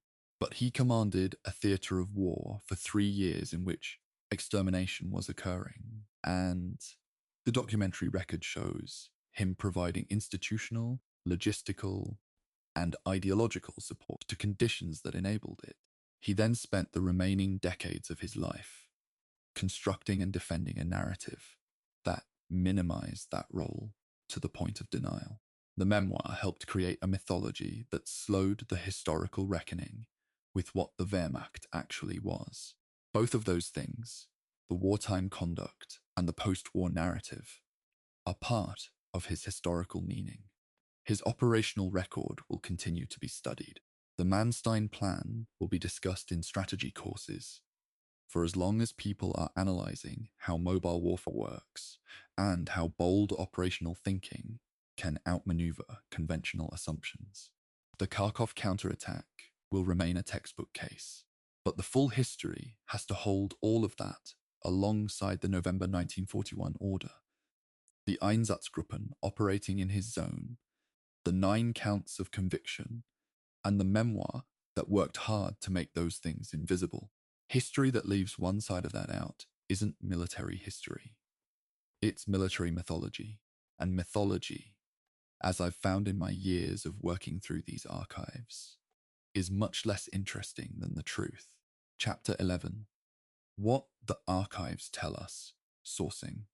Sourcing the Manstein story. I want to slow down in this chapter and talk about the historiographical problem, about where the history of Manstein comes from, which sources are most reliable, which are most problematic, and why that question matters for how we understand everything we've covered so far. This kind of methodological reflection isn't common in documentary formats, and some viewers will find it slower going than the operational narrative. But I think it's worth doing, because the Manstein case is a situation where the difference between good and bad historiography has real stakes, not just academic ones. The primary sources divide into roughly 3 categories. The first is the German military archive material, unit war diaries, operational orders, after-action reports, headquarters logs, housed primarily at the German Federal Military Archive in Freiburg and in collections that were captured by the Western Allies at the end of the war and have been gradually returned or microfilmed. This material is voluminous, uneven, incompleteness, and requires significant specialist knowledge to use effectively. It's also the bedrock of serious operational history of the German army. When historians argue about what Manstein ordered, what he was told, and when, this is usually the material they're fighting over. The second category is Soviet archival material. For most of the Cold War, Soviet military archives were essentially inaccessible to Western historians. The operational records of the Red Army, the plans, the intelligence assessments, the after-action reports from Uranus, Winter Storm, the Kharkov battles, Kursk, were held in archives that required Soviet, then Russian, government permission to access. Some material became available in the 1990s after the Soviet Union's collapse. Some was microfilmed and shared with specific research institutions. A great deal remains restricted or incompletely catalogued. What this means, practically, is that the history of the Eastern Front has for decades been substantially a German perspective history, because German sources were more accessible than Soviet ones. The operational assessments, the command decisions, the intelligence failures and successes. The Soviet side of all of this is still being recovered. The third category, and the most problematic, is the memoir literature. Manstein's Lost Victories, Guderian's Panzer Leader, Zeitzler's various accounts, the post-war testimony of German generals in various proceedings. This material is everywhere in the popular literature of the Second World War and needs to be handled with specific caution. These are accounts written by men who had strong personal interests in constructing particular narratives, who wanted to be remembered as professionals rather than criminals, as victims of Hitler's interference rather than partners in a regime's crimes, as commanders who could have won if only they'd been given operational freedom. The self-interest shaping these narratives is not subtle, and it's not hidden. But because the memoirs were readable, accessible, and came out when academic historiography hadn't yet produced compelling counter-narratives, they dominated public understanding for a long time. There's a specific problem with Lost Victories that I want to flag, because it recurs repeatedly in the secondary literature. Manstein's account of the Third Battle of Kharkov, his most celebrated operational triumph, is, in purely operational terms, broadly accurate in its outline, but systematically favorable in its specific claims about German capabilities and performance versus the scale of Soviet opposition. He emphasizes the precariousness of his situation in ways that amplify the impressiveness of the success. He presents the Soviet forces he faced in ways that, when checked against Soviet operational records, appear somewhat inflated. None of this rises to outright fabrication. The battle happened. The counterattack succeeded. The operational logic he describes was real. But the specific figures and the specific sequence are shaped by a narrative, need to demonstrate that the success was improbable rather than simply well executed. Every good military memoirist does this, but historians need to know it's happening. The most important corrective to the memoir literature, in the Manstein case specifically, has been the detailed archival work done by German historians from roughly the 1980s onward. The work of Rolf Dieter Müller and others on the Wehrmacht and the War of Annihilation. The Manstein specificities of Oliver von Rochem. The detailed operational histories produced by the German Military History Research Office. These are the scholarly pillars that give the historiography its current shape. They aren't perfect, and they don't always agree with each other on interpretation. But they're built on archival foundations that the memoir literature wasn't and couldn't be. The English language Manstein scholarship is thinner but not negligible. Mungo Melvin's biography, published in 2012, is the most comprehensive English language account and deserves credit for taking both the operational record and the moral record seriously, even where the conclusions are uncomfortable. The older operational histories by writers like B.H. Liddell Hart, whose admiration for German operational methods was warm and whose critical engagement with the crimes question was minimal, are still widely read but need to be understood as products of their specific post-war political moment. Liddell Hart, who helped edit the English translation of Lost Victories, had a vested interest in the narrative of German operational excellence, partly because it reflected well on his own theories of indirect approach. The relationship between the British military theorist and the German field marshal was intellectually productive and historiographically problematic. What I try to do, working through material like this, is triangulate, use German operational records, Soviet accounts where they're available in translation or summary, post-war trial records, and the better secondary literature, and treat any single source that happens to produce a clean, satisfying narrative with extra skepticism. Clean narratives in military history are almost always the product of someone having tidied up the mess. The actual archival record is messier than any account of it. The Manstein story is no exception. The operational brilliance was real. The moral failure was real. The post-war myth-making was real. And the process of disaggregating those three things from each other, without collapsing any one of them into either of the others, is what the serious historical work on this subject has been trying to do for the past 4 decades. The controversy will continue. Debates about the degree of his personal culpability, the extent to which senior commanders can be held responsible for crimes carried out by other organizational elements operating in their zone, the question of what alternatives were available to an officer of his rank and position inside the Wehrmacht's command system. These aren't resolved questions. They're live historiographical debates with serious scholars on multiple sides. What isn't a live debate anymore is the basic factual question. Did mass murder occur in territory under his command?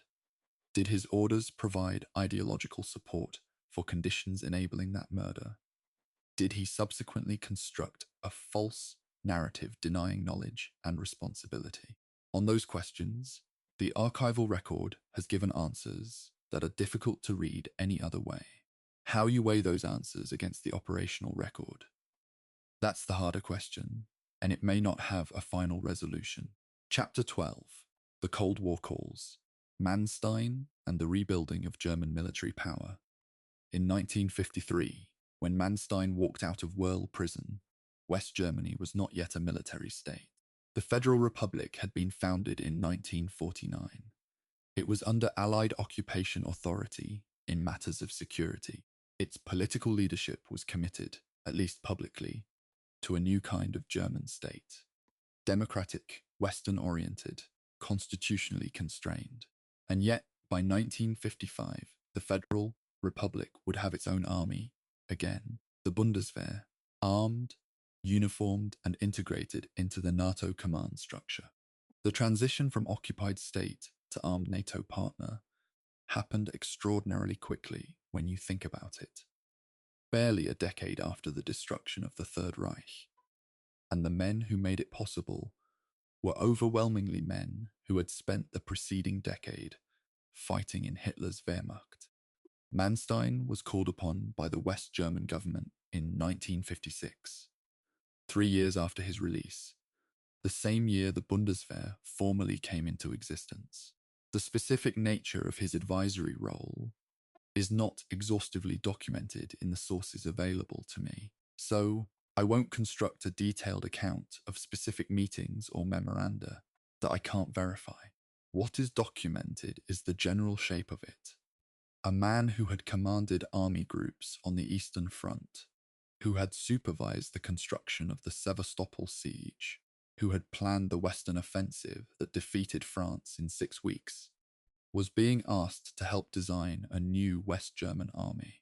That, in the context of a Cold War in which the Western Alliance was preparing to defend against Soviet forces on European soil, was a straightforward application of available expertise. Politically and morally, it was considerably more complicated. The Bundeswehr's founding ideology was, at least in its official formulation, a genuine attempt to break from Wehrmacht tradition. The concept of innere Führung, roughly translated as inner leadership or civic education within the military, was developed specifically to create soldiers who understood themselves as citizens in uniform, subordinate to democratic civilian authority, not obedient instruments of a command hierarchy that could override constitutional norms. The architect of much of this concept was Count Wolf von Bodissin, a former Macht officer, interestingly, but one who had been involved in the German resistance and thought deeply about the relationship between military service and democratic citizenship. The formal traditions regulation eventually developed to govern which Wehrmacht traditions the Bundeswehr would and wouldn't inherit was in principle carefully constrained. In practice, the Bundeswehr of the 1950s was staffed almost entirely by Wehrmacht veterans at the officer level. There was no other available pool. West Germany couldn't build an officer corps from scratch in the time frame NATO required. And the men who had commanded divisions, corps, and armies in the recent war were physically present, often relatively young, and in possession of the operational and organizational knowledge the new army needed. Manstein's advisory role was one instance of a much broader pattern in which Wehrmacht experience was selectively rehabilitated and institutionally channeled into the new force. The selective rehabilitation wasn't secret, it was openly acknowledged in Bundestag debates. But it rested on an implicit agreement not to press too hard on the question of what those men had done between 1939 and 1945. The Himmerode Memorandum of 1950, drafted by a group of former Wehrmacht officers at the request of Konrad Adenauer's government, was the foundational planning document for West German rearmament. It proposed a military force of roughly 500,000 men, equipped and structured specifically for defensive operations against Soviet armored assault. It also explicitly argued that West German rearmament required the rehabilitation of former Wehrmacht soldiers in the eyes of public opinion, that Germany couldn't ask men to serve in a new army while officially treating those who had served in the old one as criminals or pariahs. This argument was not unreasonable on its own terms, but its practical effect was to create enormous political pressure against sustained criminal prosecution of Wehrmacht officers, and to establish a public narrative in which Wehrmacht service itself, distinct from clear SS or party criminality, was treated as honourable. The conflict between that narrative and the historical record that was slowly being assembled by archival researchers produced no immediate political rupture, because the archival work took decades. In the 1950s, most of the documentation that would eventually reshape understanding of Wehrmacht complicity in mass atrocities was either classified, destroyed, located in Soviet archives, or simply not yet analysed. The memoirs by commanders like Manstein were filling a vacuum that serious archival scholarship had not yet filled. The popular understanding of the Eastern Front in West Germany, and to a significant extent in Britain and America, was being shaped by the losing side's own account of what happened. That is an unusual historical situation, and its effects on public memory persisted for decades. What Manstein specifically contributed to the rearmament debate, beyond his general advisory presence, was the operational conceptual framework that informed West German tactical doctrine. The Bundeswehr of the 1950s and 60s developed a doctrine of Auftragstaktik, mission-type tactics, the idea that subordinate commanders should be given clear objectives and the operational freedom to achieve them by their own judgment. That drew heavily on exactly the tradition of German operational art that Manstein represented. This doctrine proved genuinely influential in NATO, eventually shaping American Army doctrine in the early 1980s through the air-land battle concept. The direct lineage from Manstein's operational methods to Cold War NATO ground doctrine is not invented. It's documented in the professional military literature. The irony of that lineage, a doctrine developed partly within the genocidal Wehrmacht, being refined, sanitized, and transmitted into the democratic NATO alliance as a model of professional military excellence, is something the professional military community has been reluctant to examine directly. The operational lessons were real. The context in which those lessons were learned was also real. Separating the two was convenient for post-war military planners who needed what those lessons offered. Whether that separation was intellectually honest is a different question, and one that military institutions have been gradually, reluctantly forced to confront as the historiography of the Eastern Front has matured. Manstein's public role in West German defense circles diminished gradually through the late 1950s and into the 1960s as his health deteriorated and as the political environment shifted.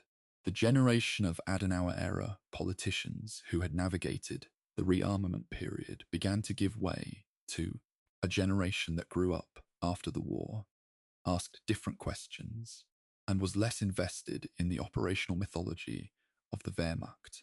The 1960s brought the Frankfurt Auschwitz trials, the first major domestic German prosecution of individuals for Eastern Front atrocities, and a significant shift in West German public consciousness about the nature and extent of German participation in mass murder. Manstein, in retirement in Bavaria, was watching from the outside as the post-war settlement, moral as well as political, began to fray at the edges. He wasn't prosecuted again. He wasn't publicly confronted in any formal way. He was too old, too ill, and politically the moment had passed in the specific sense that his generation was passing. What the Frankfurt trials and the scholarship that accompanied them did was begin the slow process of dismantling the narrative that Manstein's memoir had helped construct. The narrative of the professional soldier who had simply done his job in a war that was fought cleanly at the operational level. That dismantling was gradual, contested, and is still not complete in popular memory.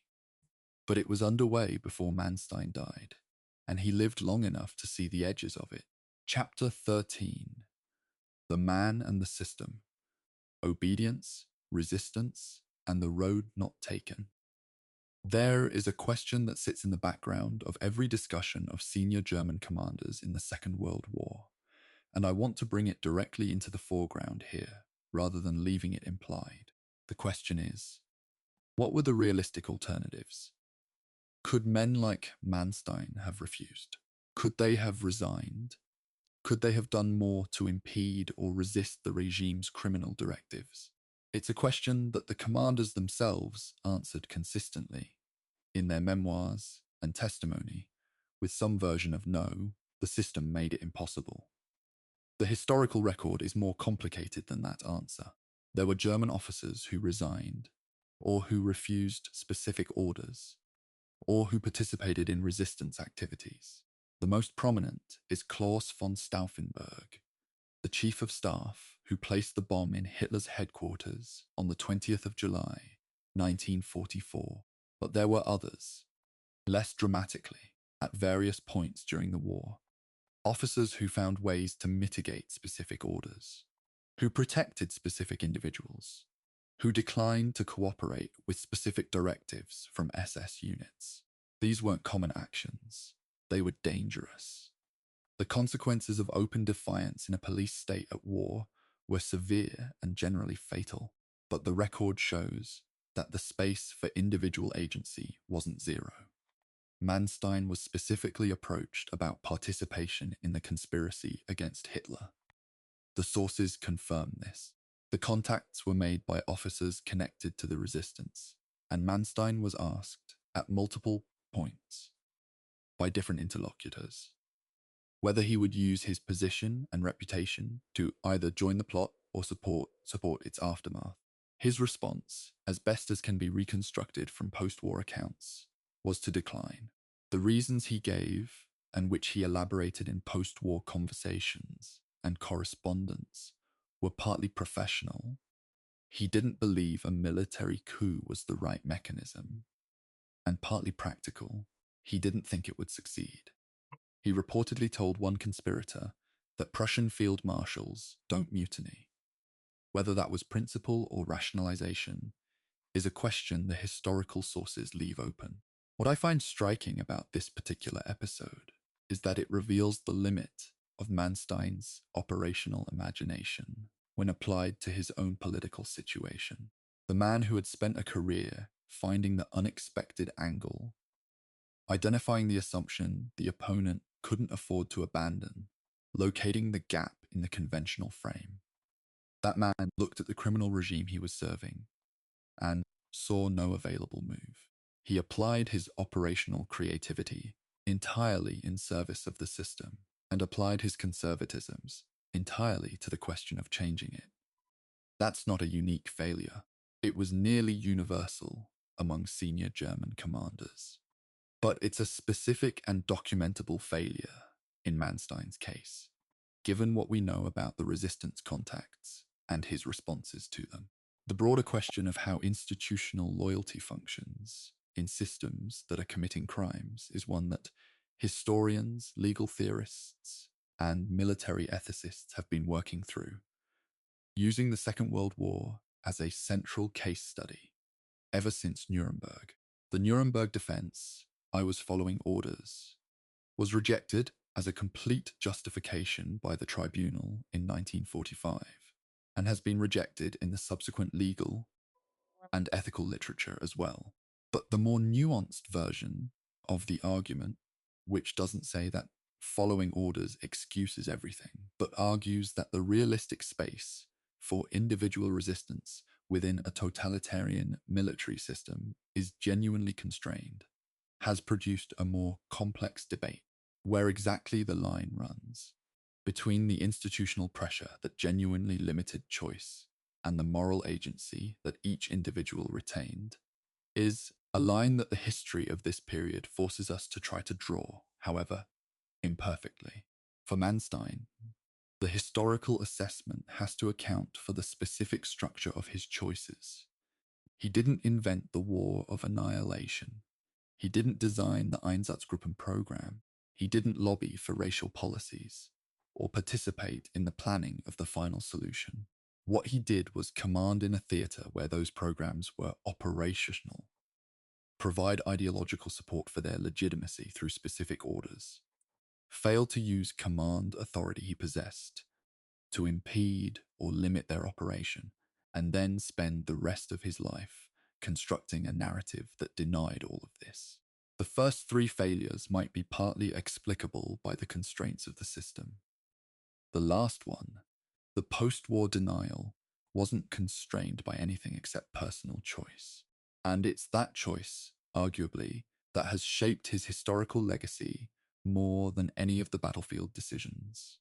The resistance officers, Stauffenberg, Tresckow, Oster, and the others, paid with their lives for their decisions. That asymmetry is important. The cost of resistance was real, mortal, and borne by the men who chose it.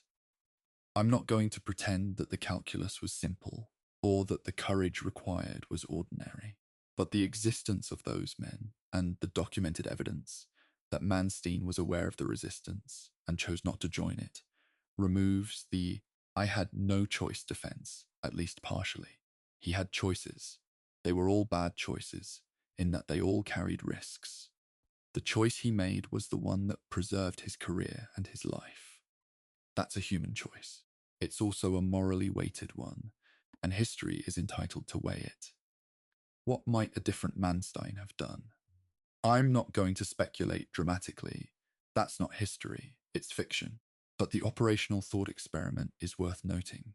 He commanded enormous forces, had the trust of the military establishment, and had a professional reputation that was second to none in the German army.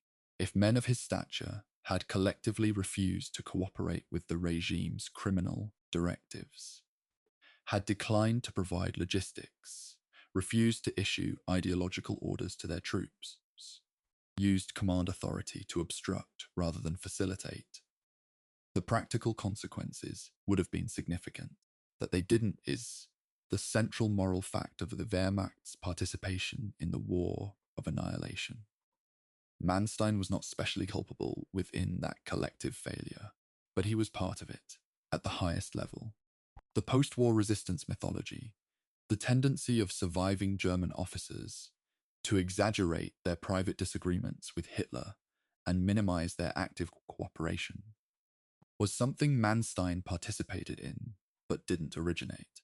It was a collective production of an officer class that needed a narrative to live with, and a new state that needed military expertise, enough to accept the narrative. The result was a version of the recent past that was functional for the Cold War and damaging for historical truth. Decades of patient archival work have unpicked much of it, but the unpicking happened slowly and unevenly, and its results have not fully penetrated popular culture in the way they've penetrated the scholarship. This documentary is, in its own small way, part of the ongoing effort to close that gap. What the history ultimately asks us to hold together, simultaneously, without resolution into simple judgment, is that Manstein was a commander of rare operational ability who served a criminal state faithfully, who had limited but real opportunities to resist and didn't take them, who then built a false post-war narrative that slowed the historical reckoning with what his institution had done. None of those three things cancels any other. They have to be held together. That's not comfortable. But comfort isn't what serious history is for. Chapter 14. Compared to the best, Manstein. Among his peers, military history has ranking, and let's understand why. The comparative question is genuinely interesting, and it organizes a lot of disparate information into a frame that allows judgment. But ranking also tends to flatten the specific contexts that make each commander's record meaningful. And I want to be careful about that as we look at how Manstein compares to the other major Eastern Front commanders on both sides. What I'm going to do is look at specific dimensions of command rather than try to produce a simple hierarchy, because the dimensions don't always point in the same direction. Start with the German side. The obvious comparison is with Heinz Guderian, the Panzer commander who executed the armoured breakthrough at Sedan in May of 1940, drove to the Channel, and later commanded on the Eastern Front. Guderian and Manstein were different kinds of commander in ways that their careers make visible. Guderian was a tactician and trainer of armoured forces, the man most responsible for developing German tank doctrine in the 1930s, and for teaching the Wehrmacht's Panzer Arm how to move, communicate, and fight as a combined arms system. His operational ceiling was the corps and army level. Manstein's operational thinking operated at the army group and strategic level. He was planning entire campaigns, reading theatre-level balances, identifying the deep operational vulnerabilities that corps commanders couldn't see from their vantage point. Both were exceptional. They weren't exceptional at the same things. Rommel is the name that draws more popular attention than either. The North Africa campaigns, the tank battles in the desert, the personal style that generated legends in both Allied and German military culture. Rommel was a brilliant divisional and corps commander who was sometimes, and controversially, promoted beyond the level at which his gifts were clearest. His operational intuition at the tactical level was arguably unsurpassed in the German army.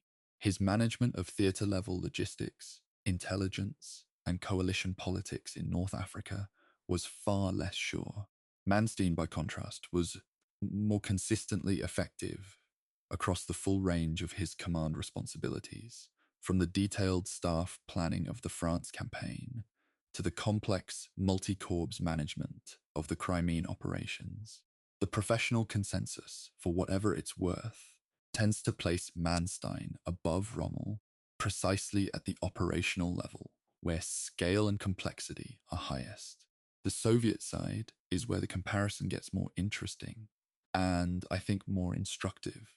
Georgy Zhukov is the obvious counterpart, the Soviet commander who defended Moscow, planned and executed Stalingrad, led the First Belarusian Front in the final drive on Berlin. Comparing Zhukov and Manstein is genuinely difficult because their command levels were so different. Zhukov served at times as Deputy Supreme Commander, the second most powerful military figure in the Soviet Union, coordinating multiple army groups over theater-wide operations. Manstein commanded at the army group level. The most direct comparison is between their respective roles around Stalingrad.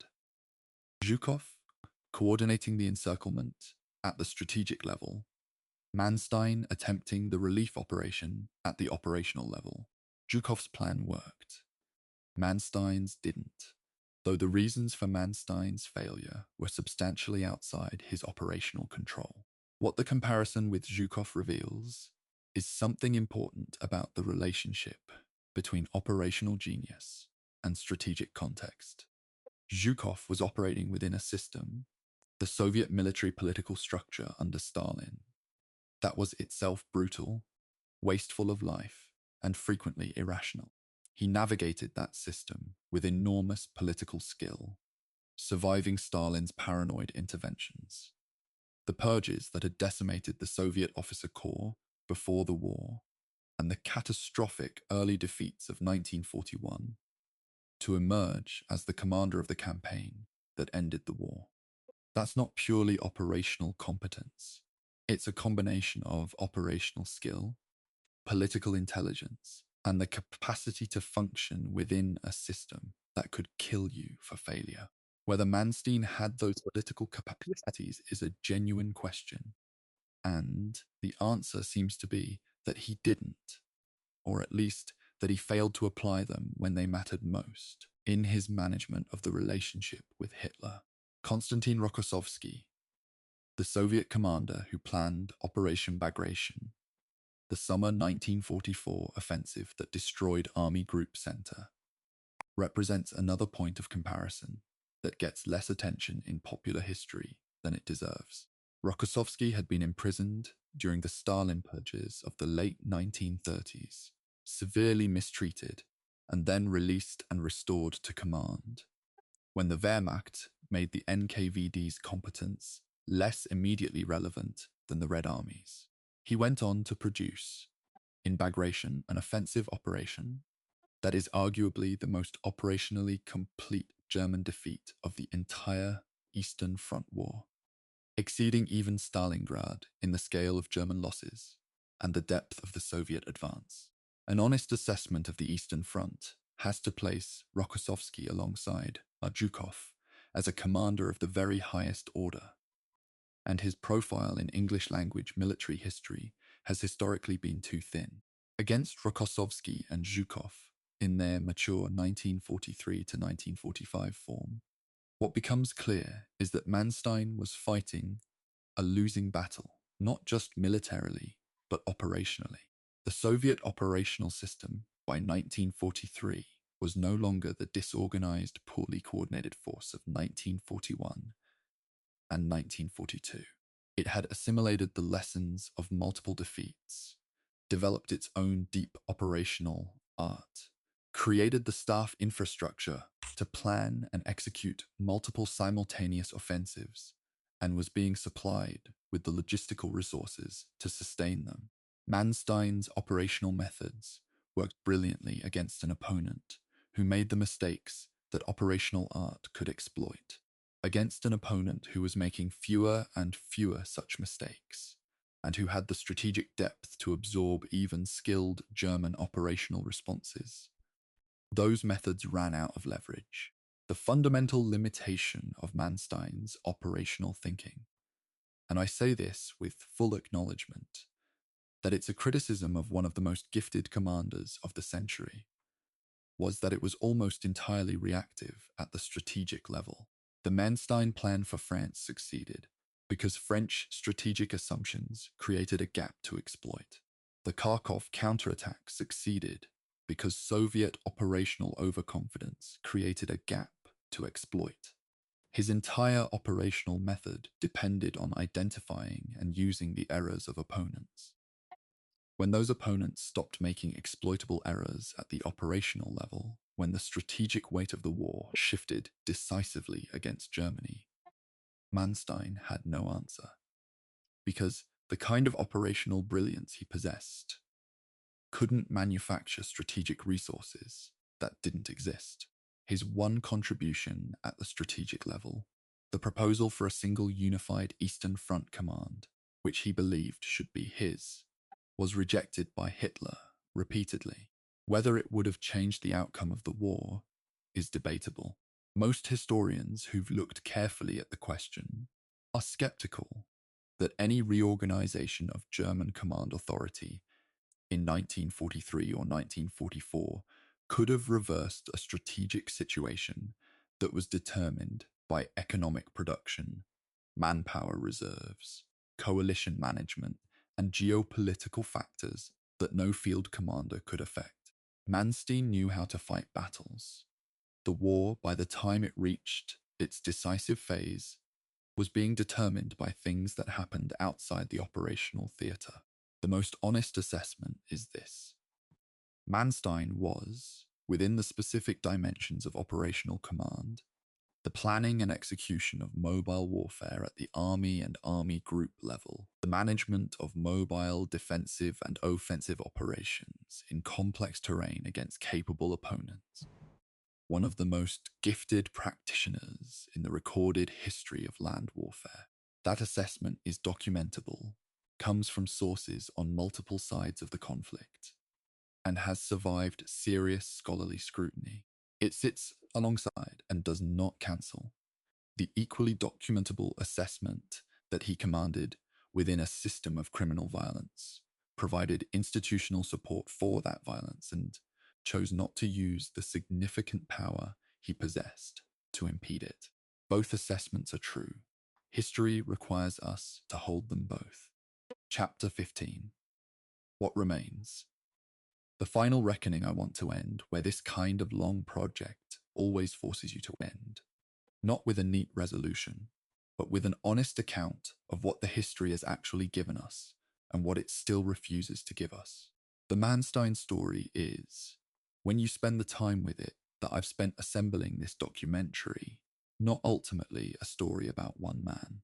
It's a story about what happens when professional excellence is embedded in institutional criminality, about how those two things relate, reinforce each other, obscure each other, and refuse to separate cleanly, no matter how hard subsequent interpretation tries to pull them apart. Erich von Manstein died on the 12th of June, 1973, in Bavaria. He was 85 years old. He had outlived the war, the trial, the prison sentence, the partial rehabilitation, and the beginning of the historical reassessment that would deepen significantly in the decades after his death. His obituaries in West Germany and in the international military press were primarily tributes to an operational commander of exceptional gifts. The crimes for which he had been convicted were mentioned but didn't dominate. That balance, or imbalance, reflects something real about where the public historical conversation stood in 1973 and how far it has moved since. The movement has been substantial. The Vernichtungskrieg exhibition of the 1990s, which travelled through major German cities and drew enormous public response, including significant protest, represented a turning point in West German popular engagement with the Wehrmacht's role in mass atrocity. The exhibition had errors, was partially withdrawn, revised, and remounted, but its core argument survived the controversy and has become mainstream in both German and international scholarship. The Wehrmacht was not a clean army that fought a professional war while the SS committed the crimes. It was an institution that was systematically integrated into the machinery of racial war and mass murder from 1939 onward. Manstein's army group was one instance of that integration, documented with the specificity that archival work provides. What the historical conversation is still working through as of now is the question of how to transmit that understanding into popular military culture, into the war films, the video games, the strategy simulations, the YouTube documentaries, the books aimed at general readers rather than academic specialists. The gap between the scholarly consensus and the popular image is still large. Manstein in popular military culture is still primarily the operational genius, the architect of the Ardennes breakthrough, the man who saved the Eastern Front after Stalingrad, the commander whose flexibility and audacity make him a figure of genuine fascination for anyone interested in how military campaigns are won. The moral and criminal dimensions of his career are present in the better popular treatments, but rarely at the center. This documentary has tried to hold both at the center simultaneously. Whether it succeeds is something the viewer has to judge. There's something else I want to say about the specific generation of officers that Manstein represented. The men who were shaped by the Prussian military tradition, served in the First World War, spent the interwar period developing the doctrines and organizational forms that made the early Wehrmacht so effective, and then found themselves commanding inside a criminal state during the Second World War. They were, as a group, men who had been trained for exactly one thing: military command. They were excellent at it. The professional training they received, the general staff system, the emphasis on operational initiative, the culture of mission-type tactics, was a genuine achievement of military education, producing commanders who could operate with a sophistication and flexibility that their opponents often couldn't match in the early years of the war. What that training didn't produce, what the Prussian military tradition, for all its operational sophistication, systematically failed to produce, was the kind of moral and political reasoning that might have led these men to different choices when the regime they served became explicitly criminal. The disengagement of professional military culture from political and moral questions was a feature, not a bug, of the Prussian tradition. You followed orders, you executed the mission. You maintained the professional self-image of the officer who served the state rather than the party. That disengagement was precisely the condition the Nazi regime needed in order to use the Wehrmacht for purposes that purely political or SS instruments couldn't have accomplished at the same scale. Manstein's career is a case study in how professional excellence and political disengagement, combined in the right institutional setting, produced participation in catastrophe. The modern relevance of that observation isn't limited to Germany or to the Second World War. Military institutions everywhere face versions of the question that the German officer class answered in the way it did. What is the relationship between professional duty and moral responsibility? When does following orders serve justice? And when does it participate in injustice? The Bundeswehr's innere Führung concept was a specific institutional attempt to produce officers who would ask those questions rather than suppress them. It's imperfect, contested, and has been challenged by various German military culture debates in the decades since. But it was the right question to try to answer differently. The fact that it emerged from the specific failure of men like Manstein gives it a particular kind of historical grounding. I've been working with the primary and secondary sources on Manstein for a long time. Long enough that the story stopped feeling like a series of operational set pieces and started feeling like a biography of a specific moral condition.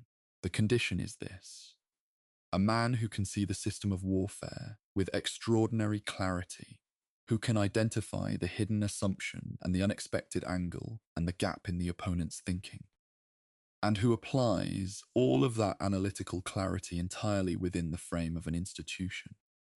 never turning it outward to examine the frame itself. It's a form of brilliant blindness. The sight is exceptional in one direction and completely absent in another. The history of the 20th century is full of that condition. Manstein is one of its clearest, most fully documented cases. What do we do with that? What does history ask of us when we confront a figure like this? I don't think the answer is simple condemnation, and I don't think it's rehabilitation. I think the answer is precisely the work that the best historians have been doing. Reconstructing the full record, following the evidence where it goes, holding the operational brilliance and the moral failure together in the same frame, without allowing either to erase the other. Not because symmetry is a value in itself, it isn't, but because the full truth is more useful than the partial one. The full truth tells us something about how military institutions work, how professional culture shapes moral choice, and how the stories we tell about the past are always also arguments about the present. Manstein's army doesn't march anymore. The system that gave him his authority and shaped his choices collapsed in the rubble of Berlin in the spring of 1945. The Bundeswehr that replaced it, slowly, imperfectly, with its own contradictions and unresolved inheritances, is a different institution, built on different principles, operated under different civilian oversight. Whether it has fully worked through the inheritance of men like Manstein is a question the Germans themselves debate, with increasing honesty and increasing precision in military history scholarship, in parliamentary debate, and in the ongoing revisions to the Bundeswehr's traditions, alas. That ongoing debate is itself a product of the work historians have done. It's what good history is for. The archives on the Eastern Front are still being processed. Soviet and Russian materials that were closed during the Cold War are, to varying degrees, becoming accessible to researchers. The operational history of specific engagements, including some that Manstein commanded, is still being revised as documents emerge that weren't available when the major secondary works were written. The Manstein story isn't finished being told. The outline is clear. The major moral and operational judgments are supported by evidence that isn't going to be overturned by future discoveries. But the details, the specific sequence of events, the precise documentary record of who knew what and when, the full operational picture as it appeared to both sides, are still being filled in. I find that genuinely exciting, even after everything I've read. The archives always have more.